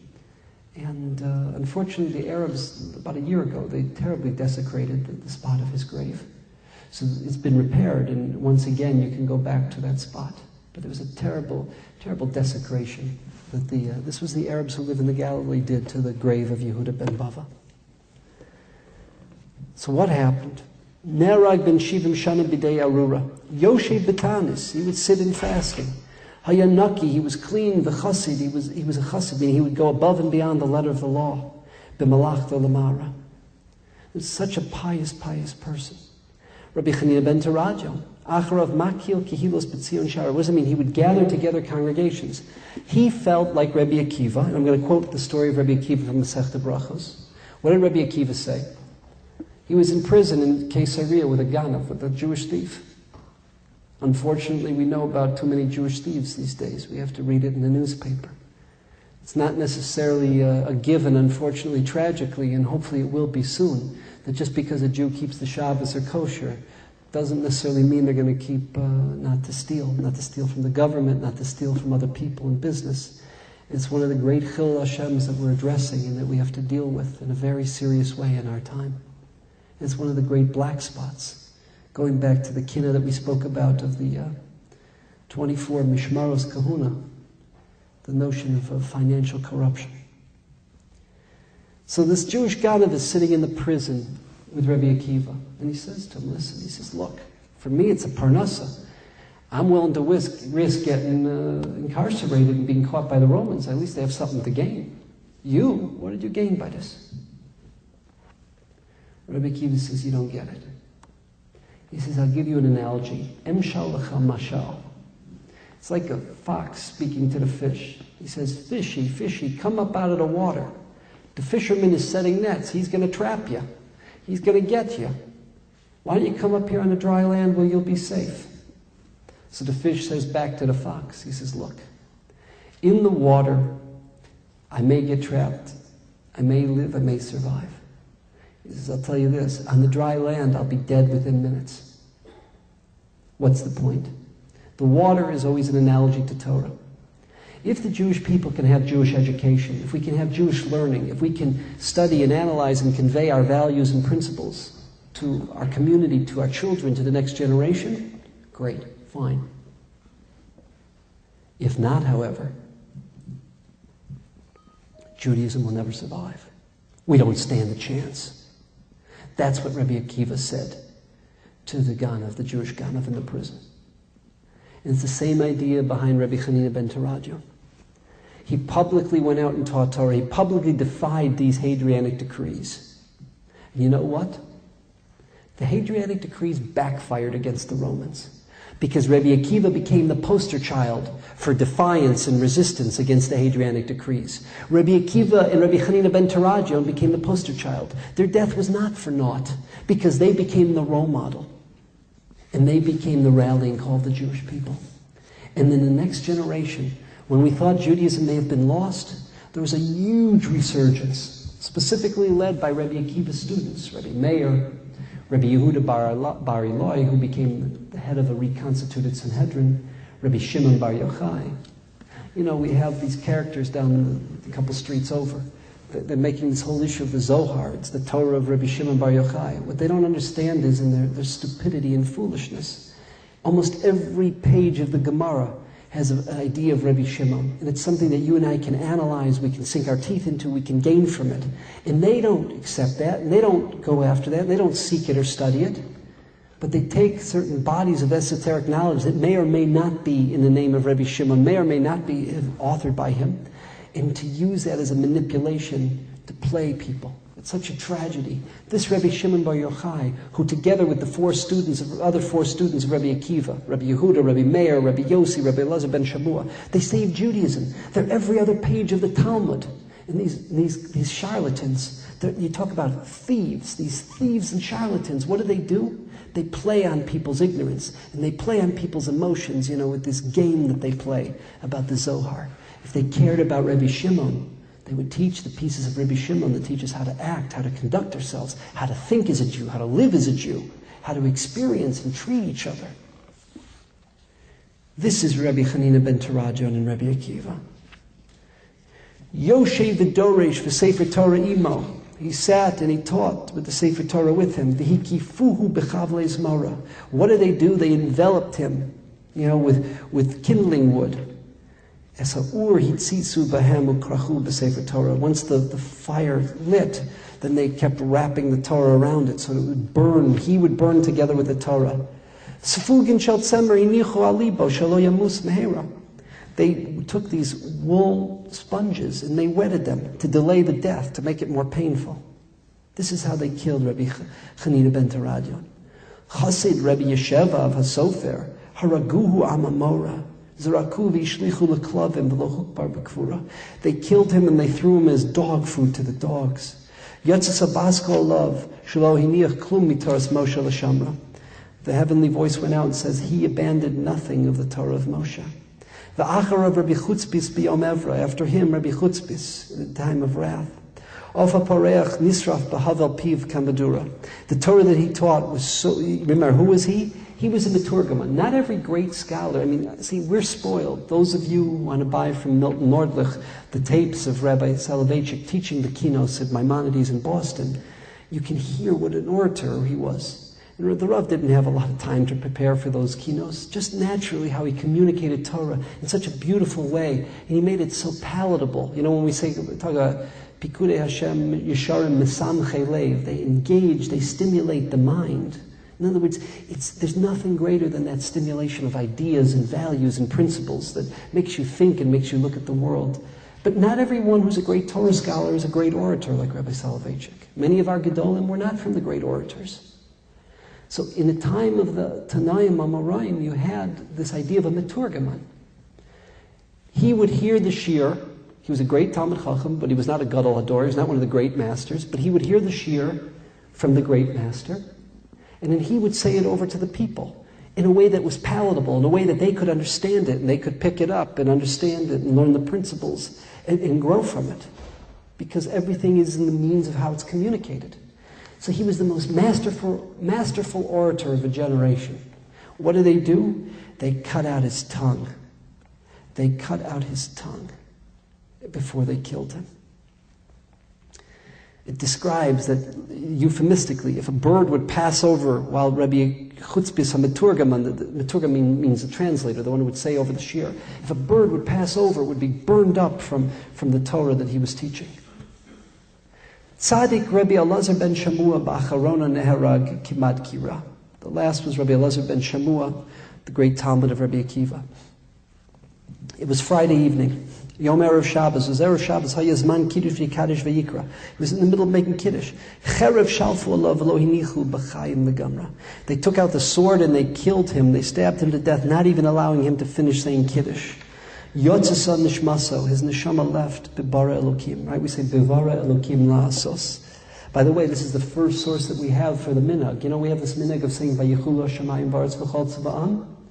That minhag is obviously a very old minhag. We don't just say the bracha of Kiddush, but we have the introductory psukim, the introductory verses that talk about the objective and the purpose of the Shabbos. He, who's living during the 2nd century, was saying the Kiddush the way we said it, with that introductory paragraph. Kahena v'chahena hosifi b'nei avlalanos b'gira. It wasn't just these. Kahena v'chahena was many more tzaddikim, many more teachers of Torah, many more great Jewish leaders who were executed for one reason and one reason only, because they stood for the Masorah, they stood for our value system. Beskila, Sreifa, Hereg, Vechenek, Miyuchu, Lashara, all different types of death. Noseres mimena yochlu arayos sepazura. The wild lions have devoured the lamb that is cast, that is spread away. Chazei hatnufa v'shol katruma. What were they? This is the parts of the korbanos that go to the kohanim. These were the finest pieces. These are the parts that we receive atonement when when the Kohanim consumed these parts of the korban. They weren't just korbanos, they were the finest parts of the korbanos. Tarfu aryeh vakvira, which the lion and the cub ripped and devoured apart. Yetiv Adonai v'lo yosif od liyasra. God should be good to us and not continue to afflict us. Ametz birkaim koshlos, strengthen these weakened knees. Chelek Yaakov v'Moshiach beis Sarah, the remnant of Jacob in our time of crisis. Litzedek yimloch melech, yomar shalmu yemei avlech. Let the Master, let God reign, and let Him put an end to our mourning. La'oro nisav v'neilech. We're going to do Chav Beis, the first of the, and we're going to do it a little bit quicker, the first of the Kinos for the Crusades. Now, just to give a little background. What we're dealing with in Germany along the Rhineland, the great communities of mines, of worms, of spires, is that Judaism, which primarily had lived and functioned in Babylonia, most of world Jewry, and for sure the center and heart and core of world Jewry, was between the Tigris and Euphrates rivers. And today we call it Iraq, Turkey, that time was Babylonia. And over a slow but sure period of time, Jews found opportunities in other parts of the world. There are basically two main areas of exodus from Babylonia. One is what we call through North Africa into Spain, into the area of Morocco, Tunisia, and then they would cross the Iberian Peninsula. The Moors brought them into Spain. And as you had in Islamic Spain and Andalusia and in central Spain, the Jews settled there. The second area was where the Jews left Bavel as they traveled into Ashkenaz. Ashkenaz literally means Germany. They first came, the port of entry was into Italy, places like Bari and Rome and other parts of northern Italy, the Colonimus family. The Colonimus means Shem Tov, good name, good reputation. This was this part of Italy. And then from Italy, they came to Germany, to the German Rhineland. The Masorah that had existed in Pumbedis, Asura, along the Tigris and Euphrates rivers, now essentially the major source of the Masorah was the great schools of Germany. Rabbeinu Gershom Ma'or Hagolah, established at the end of the 10th century, the great institute, the great center of learning where Jews from all over the world started to come to, the yeshiva in Mainz. And then after he died, his students opened schools in Worms, and they continued his school in Mainz. Just to give you an example, Rashi, who lived in a small Jewish community in northern France by the name of Troyes, T-R-O-Y-E-S. There were no great schools in France. He went from Troyes to Germany to study in the great yeshivas. He comes after Rabbeinu Gershom. We believe Rabbeinu Gershom died. Rashi was born, I think, around 1040. Rabbeinu Gershom, I think, just probably died around the time Rashi was born. But Rashi studied from Rabbi Yehuda ben Yakar. I think he studied from Rabbi Yitzhak Halevi. The students of Rabbeinu Gershom were his Rebbeim. So that whole Masorah, see what we call the Kuntras, right? We call it Rashi, but it was always known as the Kuntras. What is the Kuntras? It's the notes. What Rashi did was, in a very brilliant way, the whole tradition, the whole Masorah, going back to the yeshivas in Bavel, going back to Rav Hai Gaon, predating Rav Hai Gaon, the whole tradition of how to understand the Talmud, and the principles and the points behind each line of the Talmud, which was taught to Rashi and Rabbeinu Gershom's yeshiva. Rashi was able to write this down in a very articulate way, in a very clear, concise, articulate way. So the Kuntras is not just Rashi, it's Rashi's understanding of the tradition, of how to understand all Judaism, how to explain each line of the Talmud. What happens is Rashi goes back to France, to his community. Usually, the same kid who was tying the knots in the tzitzis and causing trouble in Simchas Torah, you're usually not going to bring him back to be the rabbi. It just doesn't work in your own hometown. The Gemara says, Ein Navi Be'ira. Ein Navi Be'ira, meaning you usually don't get a prophet for your own hometown. They knew you when you were in diapers. They knew you when you were running around causing trouble. But somehow with Rashi, he transcended that. And he became the rabbi of Troyes. And he asked to have a yeshiva. He had great students. He had a student, Simcha, the author of the Machzor Vitri, which is a great source of halacha and understanding of the holidays. His sons-in-law, who produced the Balitosis, who produced, starting with his grandchildren and great-grandchildren, the whole school of thought that we'll talk about in a minute. But had Rashi not gone to France, we may not have Judaism today. And what do I mean by that? Because the source of Torah was, as we said, the schools and mines and worms. And in 1096, as the German community was saying to the French Jews, we're going to send you money and we're going to pray for you because we know it's going to be very difficult during Le Croix, the crusade. Because the crusade in France, the French crusaders, it was led by the religious leadership.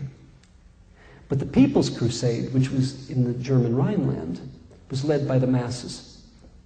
And the People's Crusade, instead of heading to the Ottoman Empire to make it into Palestine, to emancipate the Holy Land and Jerusalem from the infidel Muslims, the People's Crusade decided, why in the world do we have to wait for the spoils and riches of Palestine?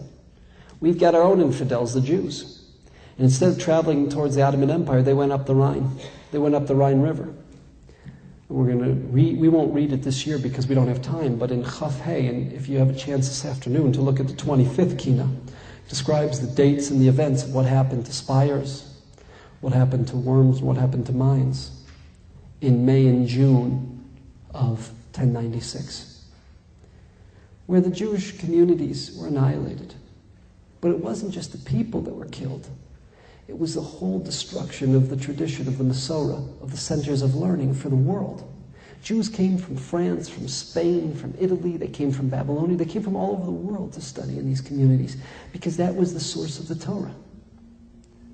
And it was all destroyed. Had it not been for Rashi and ultimately through his grandchildren, who in France, then eventually within about a 100-year period, going back into Germany and reestablishing education in Germany, Germany would have been Torah Rhine. It would have been removed of all Torah.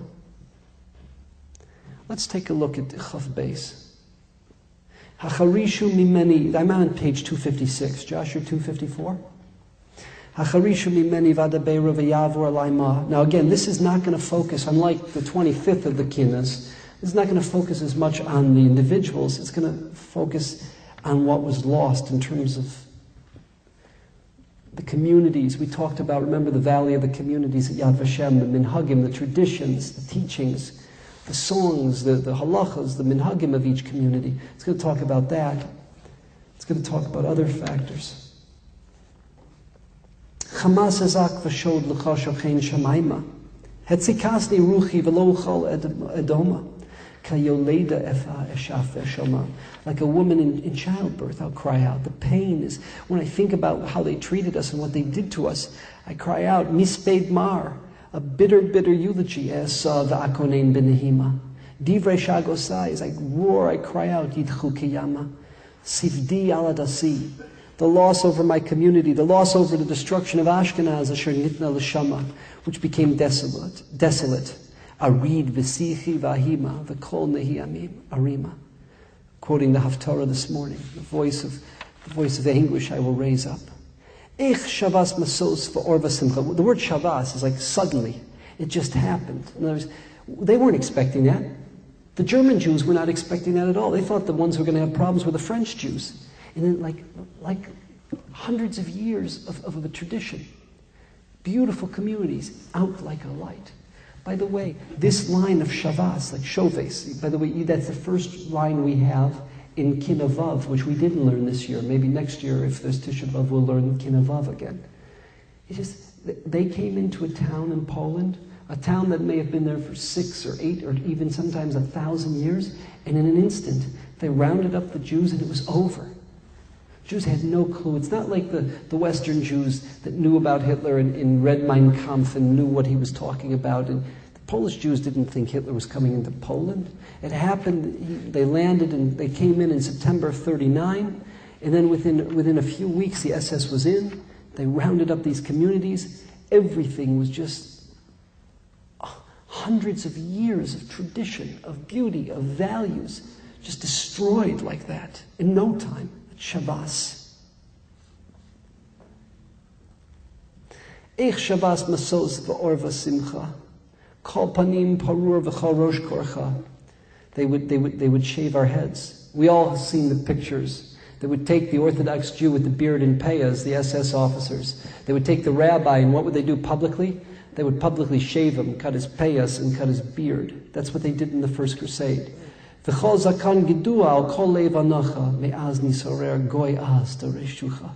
brazen, harsh nation. Sila birai, my scholars, my teachers. Hoge oz mitevcha. Mivtecha. Bitulosai, not just the scholars, the young virgins, vacharai, the young men, nasach benesicha, they're plucked out. Barosh kol chutzos, in all streets, nivlasan kasucha. Their corpses, which were not even buried by the enemies, they were laying there. How often do we see the pictures from the Shoah of the Jewish corpses just laying there? Olalai v'tapai nechshavu kitzon tivcha. The young children, we talked about the story of Max Webb, we talked about the story of the Lodz Ghetto, the 1,400 boys in Auschwitz. It's always the children that suffer the worst, like sheep to the slaughter. Eilila alzos v'dimasi alecha. My tear is still on my cheek. Asfu elai devuye tzon nidacha. Laharbos habachi v'laharim tzevacha. Heililu shamayim mizaki adama. Arid b'sichi v'ahima v'kol nehi harima. Eralim tzu v'tzaku mara. The angels cry out a bitter cry. Sefod tamrur he agadu v'chavura. People gather together. That's what we do every Tisha B'Av. We come together as a community, and as a group, and we don't stop saying the kinos, the eulogies over this death, which is not minhagol sha'olam to die this way. The idea of Eralim goes back to the 8th Kinot, which again this year we didn't do. We'll do it if there's a Tisha B'Av next year. Maybe we'll do the 8th Kinot. But there's a cosmic tragedy. It's a cosmic tragedy. It's not just a local tragedy. It's not just a macro tragedy. The heavens, the universe was not meant to run this way. That's why the angels are crying. Kol kachola tzara kivam kira. His onanu al adas ze pezura. Be in a state of aninus, like we are. Misha mesul mutalafanav. In a state of aninus over the congregation of this lamb that is spread and scattered. Alemu kenigzera gzera. Upon them has the decree been decreed. B'chari af v'zam ve'evra. In a vicious, heinous, horrific way. V'nisvadu b'prishus u'v'tara. L'kadesh shem hagadol v'hanora. So now comes this.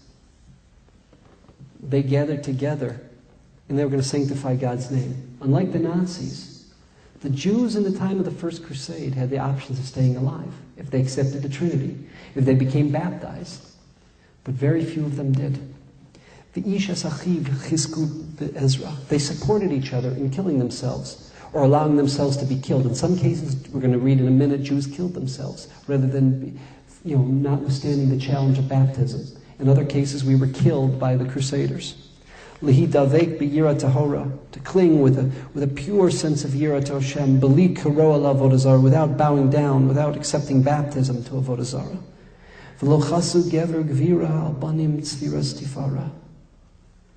And what? Parents who normally have compassion on their children. In this case, they withheld their passion. They were able to overcome their passion. Aval azru gvura yasera. They girded themselves with tremendous fortitude. Lahalom rosh v'likro shedra. Ve'ilemu dibra ba'amira. Lo zachinu legadelchem l'Torah. They said to the children, since we will not merit to raise you in a life of Torah, nakrivchem ke'ola v'haktorah. We will offer you as a korban ola to God. V'nizke imachem la'ora. And we will merit in the next world your light, the God's light, not in this world. Hatzvuna me'ein kol va'aluma. There's tremendous literature, much in the Bali Tosfos supporting it. There are Rishonim who disagreed with this. We have something known as the Chronicles of the Crusades, the Chronicles from the First Crusades. And we know many parents, we're going to read about this in the next 2 paragraphs, many parents would kill their children rather than allow their children to be baptized. Because a little kid is not going to, an adult maybe can say, I'd rather be killed than baptized, but a little kid's not going to do that. So what they would do is so that the Crusaders would not take their children away. They killed their children, then they killed themselves. And the question is, that again, like the girls of the Beis Yaakov, like the Jewish young men and Jewish young women on the ships from the Jaffa port being brought to Rome to be used as sex toys. Here's the question. Did they have a right to do this or not? Many Rishonim say yes, absolutely. Some, a minority, are critical of this. We should never be tested. We should never be put into the situation that they were. As they accepted upon themselves the divine decree that they were going to die, they took out the elderly first. Whether it was that the elderly committed suicide or that they were killed first. Very similar to the Holocaust. Very similar to the Warsaw Ghetto. Very similar to everything that we studied about from 70 years ago. The brazen ones, when they met them, they butchered and killed masses, many. By korbanos, you have certain fats that are put on the mizbeach. Well, so to speak, here the fats became commingled because there were so many Jews that were killed and slaughtered. Their blood and their life were mingled one to another. V'ha'avos asher hayu rachmanim, parents who normally were compassionate, nepuch la'achsar kayenim, they became like the ostrich, incompassionate when it came to killing their children. V'hefisu alvos al banim umisha gora lo rishonim, hu nishchat b'chalafos v'sayakinim. Like Shlita, they shechted each other. Ubachurim alei sola munim heim lachachu afar b'tkisaninim v'kalos levushos shanim. These beautiful young girls who could have been mothers. Ulafos bizros chasanim menutachos b'cherev v'kinonim. Some were killed by their parents. Some were butchered by the crusaders. Zichru zlos kahal adas devonim. Always, never forget this. The Jewish people can never forget this and never stop mourning over this. Valtechashu, never to be silent. Meharbos kinim v'hispidu al chasidim v'hagonim. We have to be maspid. We have to come back to the funeral each and every year and say the kinos over these pious people. Asher tzalalu b'mayim hazedonim, who were drowned in these terrible waters. L'zecher zos nafshi aguma. Even mentioning this, I become sick. Torah chigrisak. The Torah itself must wear sackcloth, these palshi bafarim, and roll in the dust. Evil yachid asilachum. What we're doing here is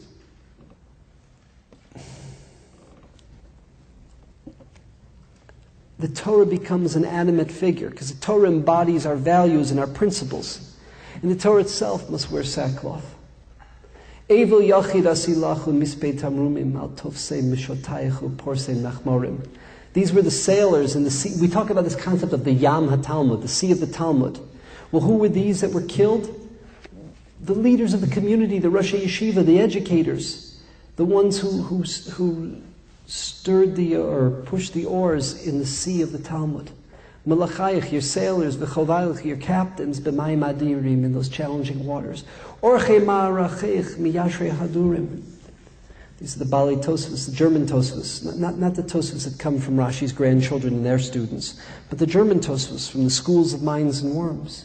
Mifanei tzvunayich u'megali nistorim. They're the ones who could reveal hidden things. They're the ones who would come up with great insights. And they made the Torah palatable, understandable. Where will we have the great scholars who will be able... You see from this survivor of the First Crusade, there was a fear that the Masorah would be lost, that it would be totally lost. Who are we going to have that can answer these questions, that can deal with the problem? The difficult problems, who's going to answer them? This famous line. We don't have Rashi. Remember we said that Rashi came from that whole school, the whole tradition of the Yeshiva Rabbeinu Gershom. So Rashi we have for most of the Talmud, but we don't have Rashi for Masechta Nidarim. We don't have them for Masechta Nazir. These Masechtas are very difficult because we don't have that whole tradition from the school of the Yeshiva Rabbeinu Gershom, from the whole tradition going back to the Gaonim. Rashi wasn't able to write his commentary. We have the pseudo-Rashi, which we know is not Rashi, and it doesn't help us. Later on in history, we had Rabbeinu Nissim, the Spanish Rishon in the beginning of the early 14th century. So he wrote a commentary on Nidarim that helps us, that makes it more palatable. But the Bali Tosfos, they can't even play their role of being Bali Tosfos in these Masechtas because there is no Rashi. So they have to try to give just a basic explanation of the Gemara. And that's why Nidarim and Nazir are so difficult and so challenging, because we don't have that great tool, the tradition of the Masorah, that Rashi gave us, the kuntras that Rashi gave us. So what is being discussed here is, with their deaths, we've lost the Masorah. We've lost Judaism. Who's going to fight the battles, meaning the intellectual battles? The great scholars, in their whole methodology, their whole way of teaching, it's all lost. You are fortunate, because your place in Gan Eden will be a great, great lofty place. B'menucha shalom nachu yesharim. Oy va'avoy shod v'shever l'nosarim. But to us, the survivors, the notarim, the survivors, woe to us, into our lot in this world, in the aftermath of this crusade. I want to stop for a minute. There's 2 points that have to be made here. One is, you notice that we have a minhag Ashkenaz, that our observance of Sfiras HaOmer is the second half of the Omer. Why? What's wrong with starting with the beginning of the counting of the Omer? That seems to be, when you look at the sources, a tradition. Why is it, the Taz quotes this explanation I'm going to give, that we, the Bnei Ashkenaz, the Ashkenazic Jewish community, we start mourning from Rosh Chodesh Iyar right up till Shavuos, till the Shlosh Shemei Agbola. And the answer is, because what is the mourning of Sfiras HaOmer? That Avelus, or mourning period of Sfiras HaOmer, is over the loss of the Masorah with the death of the students of Rabbi Akiva, the 24,000 that were killed as part of the Askara, that's the word I was looking for before, that were died. They didn't die of Askara, they died in diphtheria. They died because they were slaughtered in the Bar Kokhba revolt. What happened? With their loss, Judaism is lost. The Masorah, the whole tradition is lost. Well, you know what? That's what we're mourning over. That's exactly what happened with the loss of Chachmei Ashkenaz, the scholars of Ashkenaz, and the communities of Regensburg, of Mainz, of Spires, of Worms, and many other communities. With their destruction, like I said, I'm repeating myself, but had it not been for the fact that Rashi set up shop back in his hometown, that he was brought there to be a rabbi, we'd have lost the Masorah. And that's what they're mourning over. And that's why we observe the second half of the Sfiras HaOmer as Bnei Ashkenaz, because that's when this took place, in May and June of 1096. There's another point that has to be made. Probably, in terms of the number of life, it far, far surpassed the death and destruction of 1096 of the First Crusade. That is the aftermath of the Black Death and the bubonic plague. In the aftermath of the Black Death and the bubonic plague, what happened was,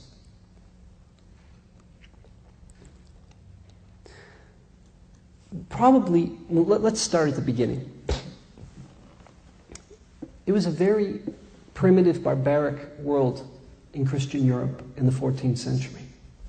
Barbara Tuchman has a book on that century that's worth reading. And they didn't know that ticks, which were living in the mice or the rats that came on the ships from India, the ships importing goods from the east, they didn't know that this disease was carried by those ticks. And this, what we call the bubonic plague, the Black Death, because we don't have records from the middle of the 14th century, so we really don't know, but somewhere between 35 to 50%, maybe even more, but somewhere between a third and half of European population was annihilated, was decimated. And they looked at the Jews, who were suffering horrifically, terribly, but nowhere near to the same extent. Why? Because remember, with the Jews, the whole standard of sanitation was different. Before a Jew puts food in their mouth, they have to wash their hands. Right? You have to make the tilas yadayim.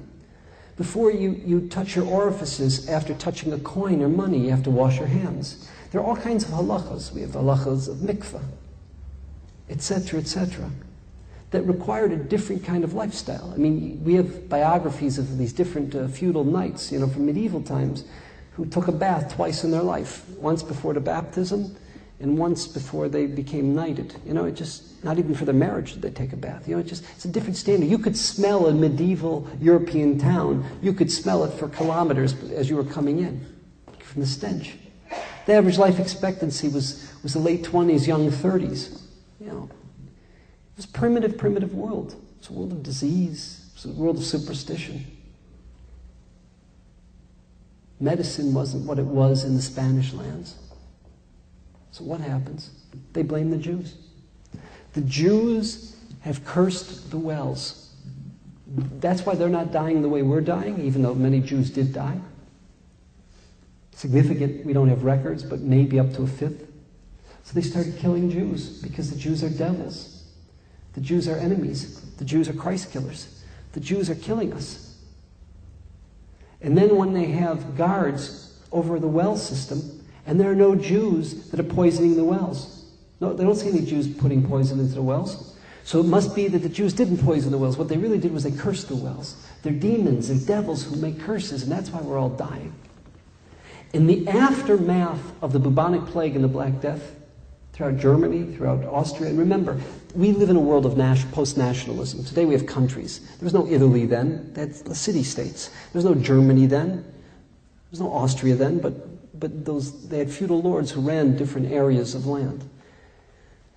But the aftermath, the killing, the vengeance that was taken out on Jews for something that we never did because of their primitive knowledge of science and bacteria and disease, it made it almost impossible to live in Germany.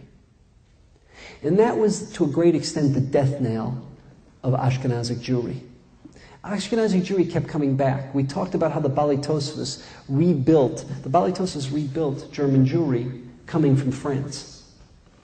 But this time it was too much. And what you had basically had two exodus from German Jewry. One went to Spain. That's why so many Jews that you and I know, Sephardic Jews, they have a last name Ashkenazi or Tsarfati. You know what Ashkenazi means? A German. Tsarfati means a northern Frenchman. How, if you're a Sephardi, why would you have a name Ashkenazi or Tsarfati? Very simply. Because what happened was you were fleeing and escaping Germany, and the Spaniards, the Jewish Spaniards, called you Ashkenazi or called you Tsarfati. But most Jews went to Poland. Most Jews went to Galicia and Congress Poland and ultimately to Lita, which is Belarusia, Lithuania. From there, Jews will go to Hungary and other parts. But most Jews go east at the end of the 14th century. There were 3 or 4 key people. We call them transition figures. Transition between the period of the Great Rishonim. These were the early Achronim. Because of them, Ashkenazic Judaism survived. The most important of them is a man by the name of the Maharil, Rabbi Lowy. Not a man, he's a gadol. Rabbi Lowy, Maharil.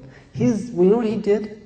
He took it upon himself to go from community to community and record the minhagim, record all the practices and the customs of each of these great German Jewish communities, venerable Ashkenazic Jewish communities that had Gedolei Yisrael for hundreds of years. And the Maharil is the father of modern Ashkenazic Judaism, because the Ramah quotes him all the time. And there was the Trumas Hadeshen, many of you are familiar with, Rabbi Isserlin, the Maharim Mintz, the Yosef Kalon, the Maharik, who settled in northern Italy. You had the Mari Bruna. You had these figures, the Trumas Hadeshen, the Mari Bruna, the Maharim Mintz, the Maharik, the Maharil, Weil.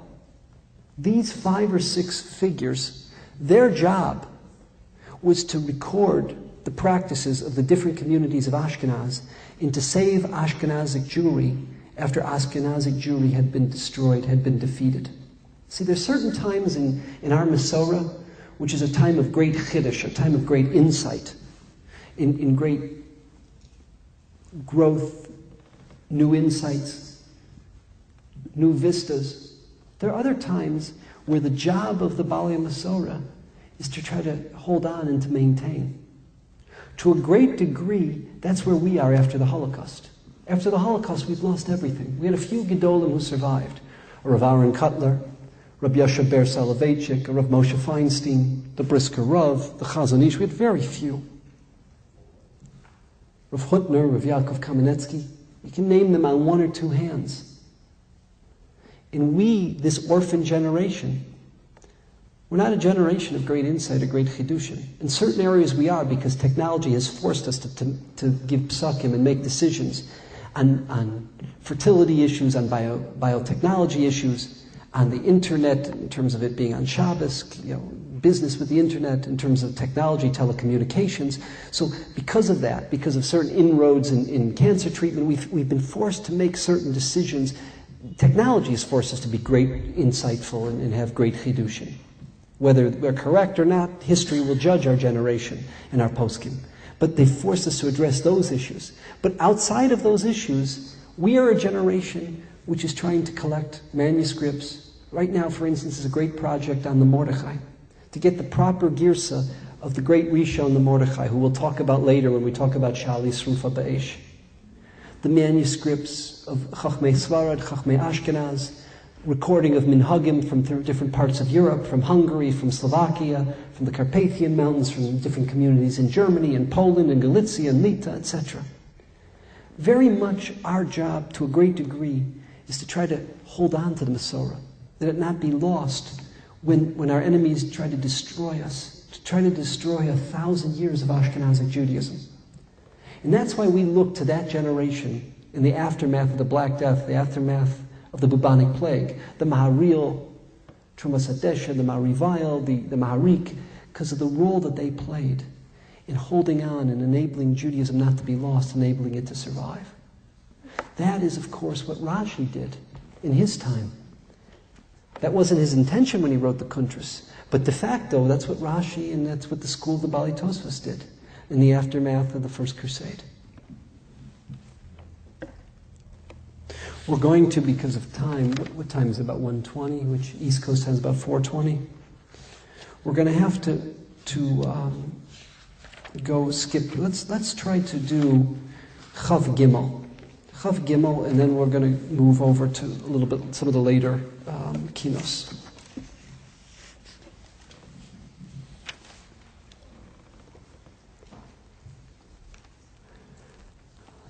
There's a famous book that came out in Israel called The Seventh Million. It's a story of the survivors and the children of the survivors.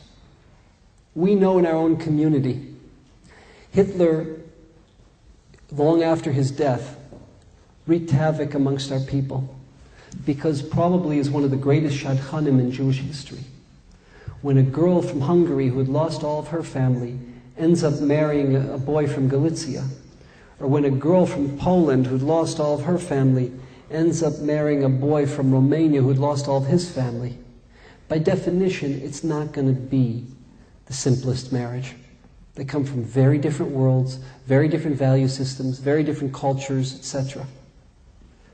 And you don't think that those marriages, which never would have taken place, and the children who suffer the baggage of those marriages. And there's no survivor who doesn't have ghosts. And there's no survivor who's not haunted by their experiences.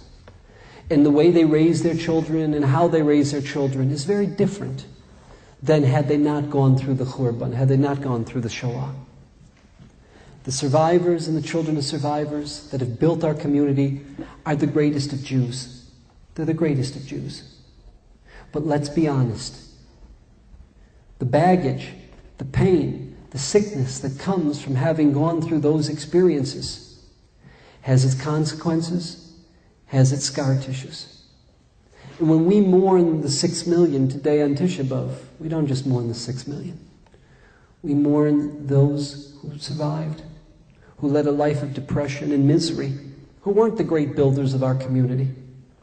We mourn those who, as a function of their marriage or as a function of never having had a childhood, had sickness, psychological, emotional sickness in their life, in the way they lived. And this was none of their fault. And this is not to their blame. This is a consequence of what they suffered and what they went through.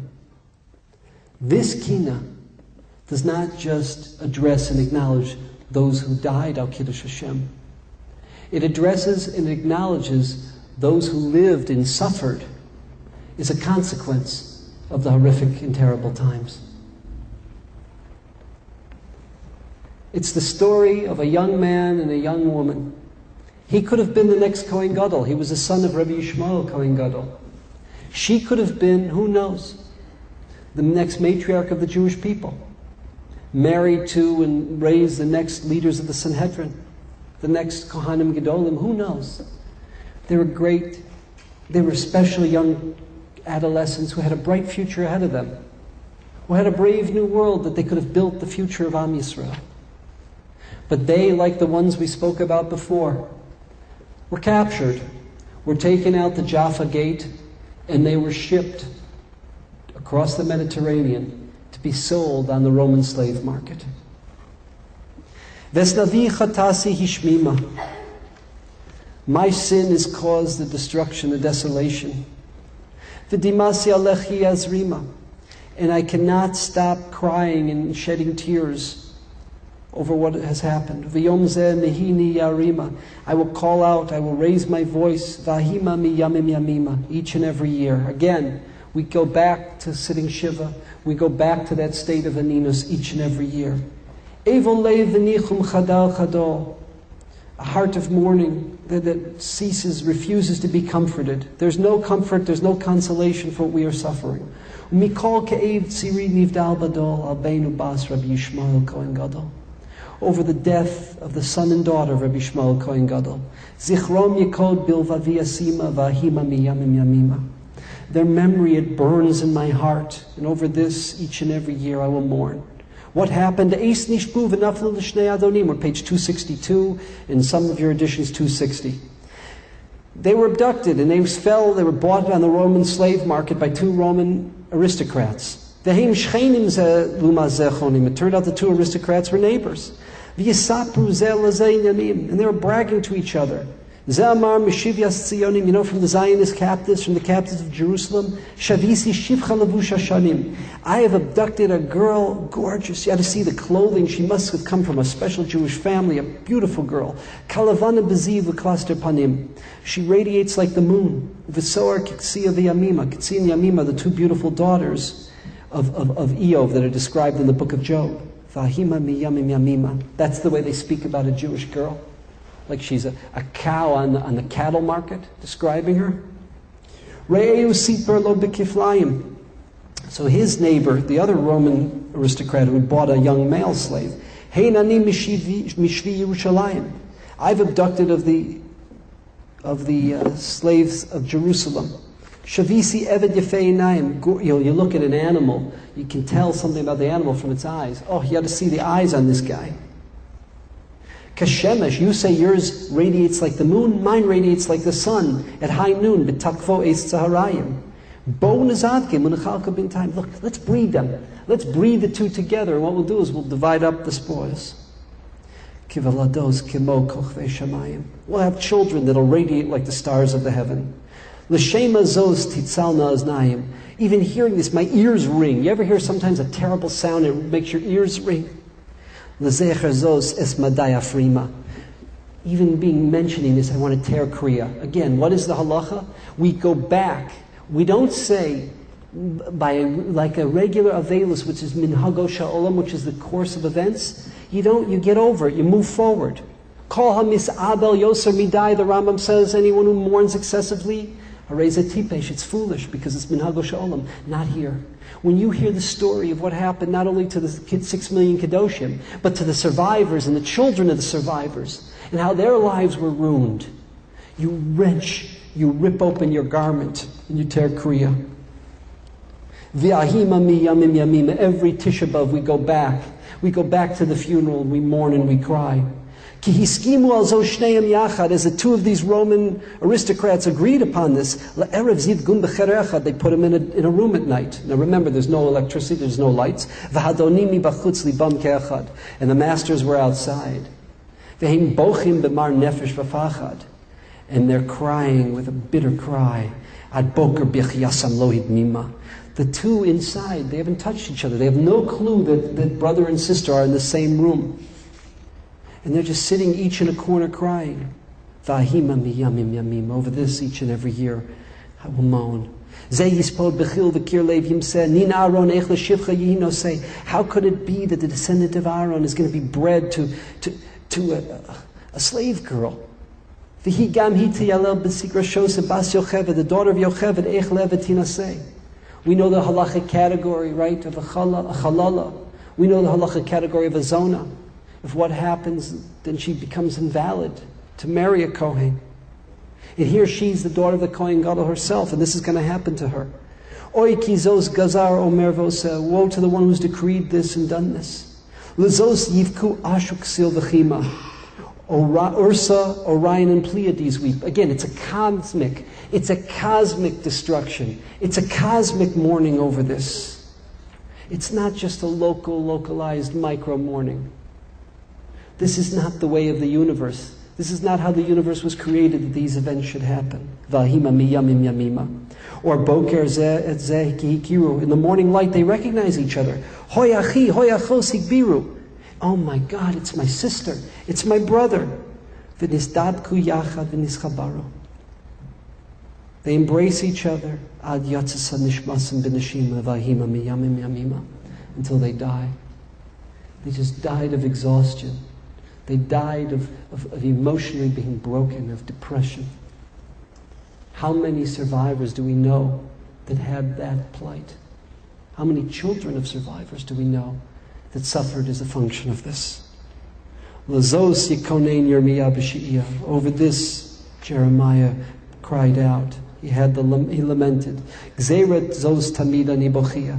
I consistently cry. I can't stop crying over this tragedy of what could have been and what was. There's a burning fire. There's a rage in my heart over this. Over the son and daughter I will moan. Because it's getting late, we only have another 15 minutes till Mincha. We're going to have to skip towards the end. One thing that we want to say is the following. Let's skip to actually there's an important Kinot we're going to do that Rabbi Uri Pilichowski wrote up beautifully in the Why You to Go when he gave a hesber of this Kinot. It's Chav Vav. In mine it's 280. I think in yours it's 278. We have a concept that we mentioned before called Bris Havos. Right? There's a covenant that our ancestors, our progenitors had with Ribono Shalom.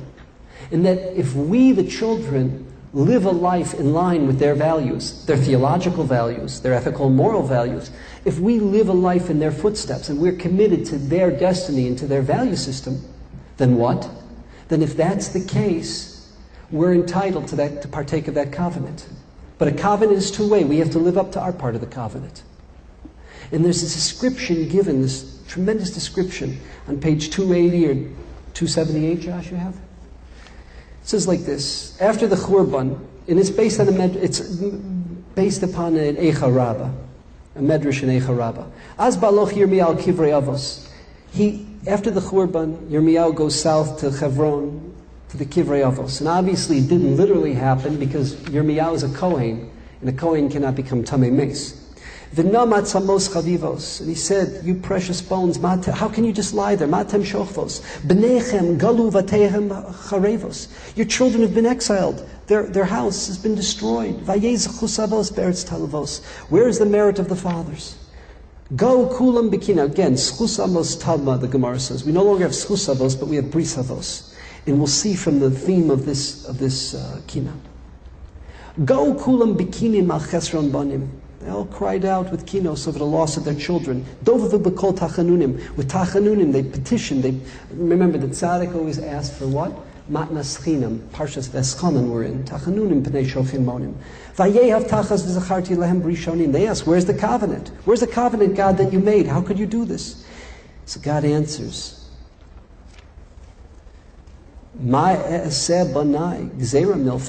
What can I do, my righteous Avram, Yitzchak, and Yaakov? You should know this is a gezerah before me. Because your descendants, heim miru kvoda b'tahu, they did tamura, they switched a monotheistic life for stupidity and nonsense. V'lo pachatu v'lo rahu. V'alim einai mehem. Should I conceal myself from this, that they've abandoned the covenant? V'lo shavu, they haven't done tshuva despite sending them great prophets. V'lo nahu. Ve'ech esapak al miras lohu. How can I restrain over the fact that they reject, they feel that God is not the Lord? Zach av hamon bavuram. So Avram calls out, V'chinein pnei al ram, and he petitions the God. Chinam nusesia eser bechinos avoram? Was I tested 10 times for naught? Vehin chazisi shivram? I went through these 10 tests that I should see their destruction and their downfall. Vayehav tachas al tira Avram. Where is the commitment of don't worry, Avram? Al tira Avram, don't worry. Anochi imagin lach. I will look after them throughout eternity. So God answers. The Ribono Shel Olam answers. Ta'u lahoros, because they have strayed. To teach Avodah Zaros. Instead of teaching the way of Avraham, they've taught the way of corruption and perversion of Avodah Zarah. Yatsu lachzov boros nishbaros. A bore, which is a source of water, right? A cistern. But they have hewn out for themselves cisterns which are corrupt and broken, that don't maintain or hold things. The basis of the religion, the Aseres HaDibros. How can I withhold from their violation of that? Kot savach Yitzchak penei shochin shachak. So Yitzchak cries out, L'shav bi tevach uchak? Was I willing to sacrifice myself and be slaughtered for naught? Now v'hein zari nishchak v'nimchak. My descendants are being eradicated and destroyed. Vayehav tachas v'esbrisi akimes Yitzchak. Where was the commitment to abide by the covenant with me? Moru b'yirmiyah v'timu har haMoriah. God responds, because they've rebelled against Jeremiah, who was teaching them my teachings. They've been metame, the Beis HaMikdash. We know from Yechezkel, the Aron Kodesh was to the west. They would prostrate themselves and bow to the sun in the east. The very Har HaMoriah that you came to, that you sanctified through your sacrifice, they've perverted it and polluted it. Nilesi neso ge'aya oli minashia ve'echas apak al hariga Zechariah. And let me ask you this. How you talk about you were willing to sacrifice yourself on Har HaMoriah? Look at what they did on Har HaMoriah. They killed their Kohen Gadol. They killed the prophet Zechariah. They did it on Yom Kippur, which fell on Shabbos, on that very mountain. Sach yulad b'selav demos kisanin zalev. Now Yaakov speaks. His tears are rolling down his cheeks. Olalai asher tipachti be'elav. Remember, Yaakov is the father of the nation. We're the base Yaakov. We're Beth Jacob. Because he's the only one that fathered the nation in total. Ve'echufra many damim b'damim kama elaf. Patz roa Naaman kafush be'efer u'meduman. So Moshe Rabbeinu, the roa Naaman, the trustworthy shepherd. Tzon asher b'cheiki hu aman. This flock that I nursed in my own bosom. Eich kazu below zman. How have they been cut off? There's no time duration. It's like they're cut off forever. Vayehav tachas kilo aman. Where was the promise that you made that it would not be an orphan nation? And now you've turned it, there would not be a widowed nation. Now you've turned them into a widow. Kol b'chi Leah misofefes al levaveha. So the voice of Leah crying, beating on her heart. Rachel achosa mevakal b'neha. Rachel crying over her children. The Zilpah maka b'neha. Zilpah, she slaps her face as if astonished. Bilha mikonenes b'shtei yadea. Bilha holding up the two hands. Now, by the way, in the Medrash Eicha Rabbah, it only talks about Rachel. The Kalir here includes all the imahos. So again, God responds to the avos, saying, listen, you're asking, how can I do this? It's a covenant. Bris means that if they live by the lifestyle, they live by your system and your standard, fine. If not, they violated that covenant. What happens? What's God's response to the imahos? God says, after hearing the imahos, and again, the idea of the Medrash Eicha is what? Look at the Mesiras Nefesh that Rachel did for her sister. She gave up the love of her life. She gave up her husband so that her sister should not be humiliated. She gave up her future.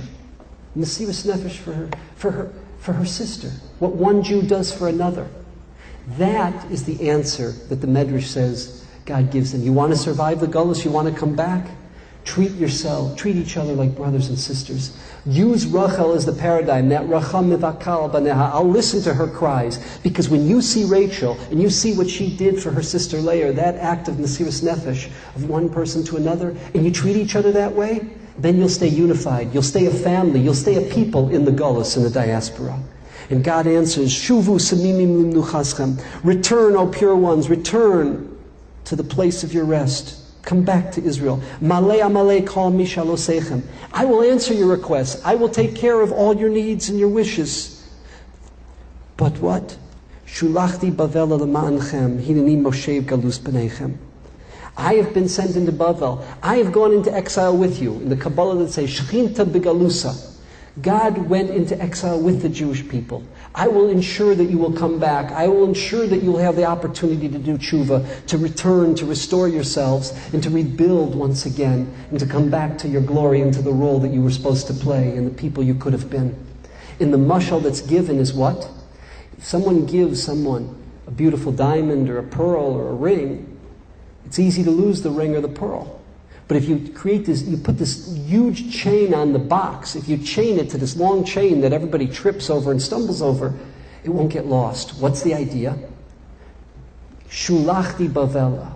I, God, have been sent. I too go into exile. Imo anochi b'tzara. I am with them in Auschwitz and Treblinka, in Belzec and Majdanek. I go with them into their exile. I go with them into their place of suffering, so they won't be lost. Because that chain is attached to the ruby, the chain is attached to the diamond, and I will return with them. God promises us that we will not be forlorn forever. Because time is up, we're going to be studying now the last Kina, Memhe. In my book it's 392, and I think in some of your books it's 390. The theme of Elit Zion is not that it's the end. Elit Zion means the following. You continue mourning. What does Elit Zion mean? You'd never stop mourning at any time. Because you can't stop mourning. We cannot encompass, like Yirmiyahu, Aleph to Tuf, he couldn't encompass the loss, the devastation. We cannot encompass it either. Elit Zion ve'areha kemo isha v'tzireha. How? Like a woman in childbirth. What does it mean, a woman in childbirth? The pains are so acute, they're so strong, you can't comfort it. You can't say, be quiet or calm down or it'll get better. You can't do that because it's so acute, you can't get over the pains. But at least in childbirth, after those terrible acute pains, there's a nechama, there's a child, there's new life, there's a future, the next generation. The pains turn from pains into joy and into happiness. Not so with the Jewish people. Kivesula chagura sak al baal neureha. What are we like? We are like the virgin who's wearing sackcloth and ashes over the loss of her husband. They went to the chuppah. They were going to be together to lead a life, and they couldn't do it. On the one hand, there's that acute pain that we can't get over it, because our love has been taken from us. Whether that love is our children who we'll never see grow up and become adults and have families themselves. Whether it's our relationship with God. Whether it's our precious city, Yerushalayim. Whether it's our traditions. Whether it's our teachers. It's all been taken and wrenched from us. So don't think Elit Zion is a comforting tune. Don't think it's the end of the Kinos. Eli is to continue to mourn, to continue to wail. With that acute way that the woman in pain, but with no comfort, with no sweet prize at the end of a new life and a future. That's the plight or the state of the Jewish people. I'm just going to ask for the leads. Jay, could you lead us in Elit Zion? Please, everyone, the minhag is to rise as we say Elit Zion.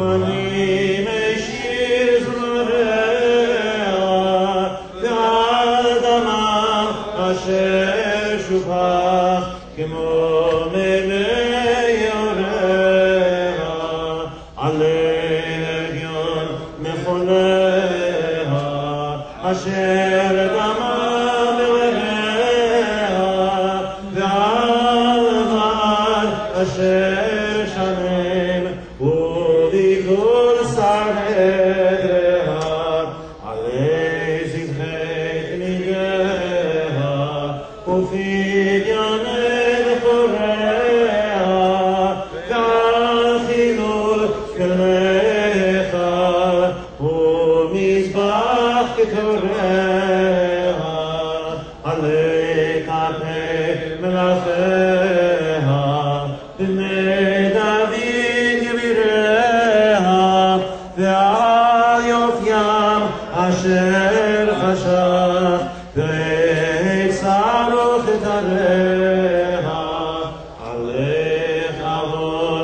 אשר גלה ואת קורבן דברה ועל לוחץ אשר לחס ושם סכין חבריה עלי לחץ ברוב מכות אשר הוכו זרעה ועל ניפוץ עלי סלע עולליה ונעריה עלי שמחת אויביה שחקו על שחריה ועמינוי בני חורים נדיביה ג'ריה על נפשה אשר הגתה סלול דרך אשוריה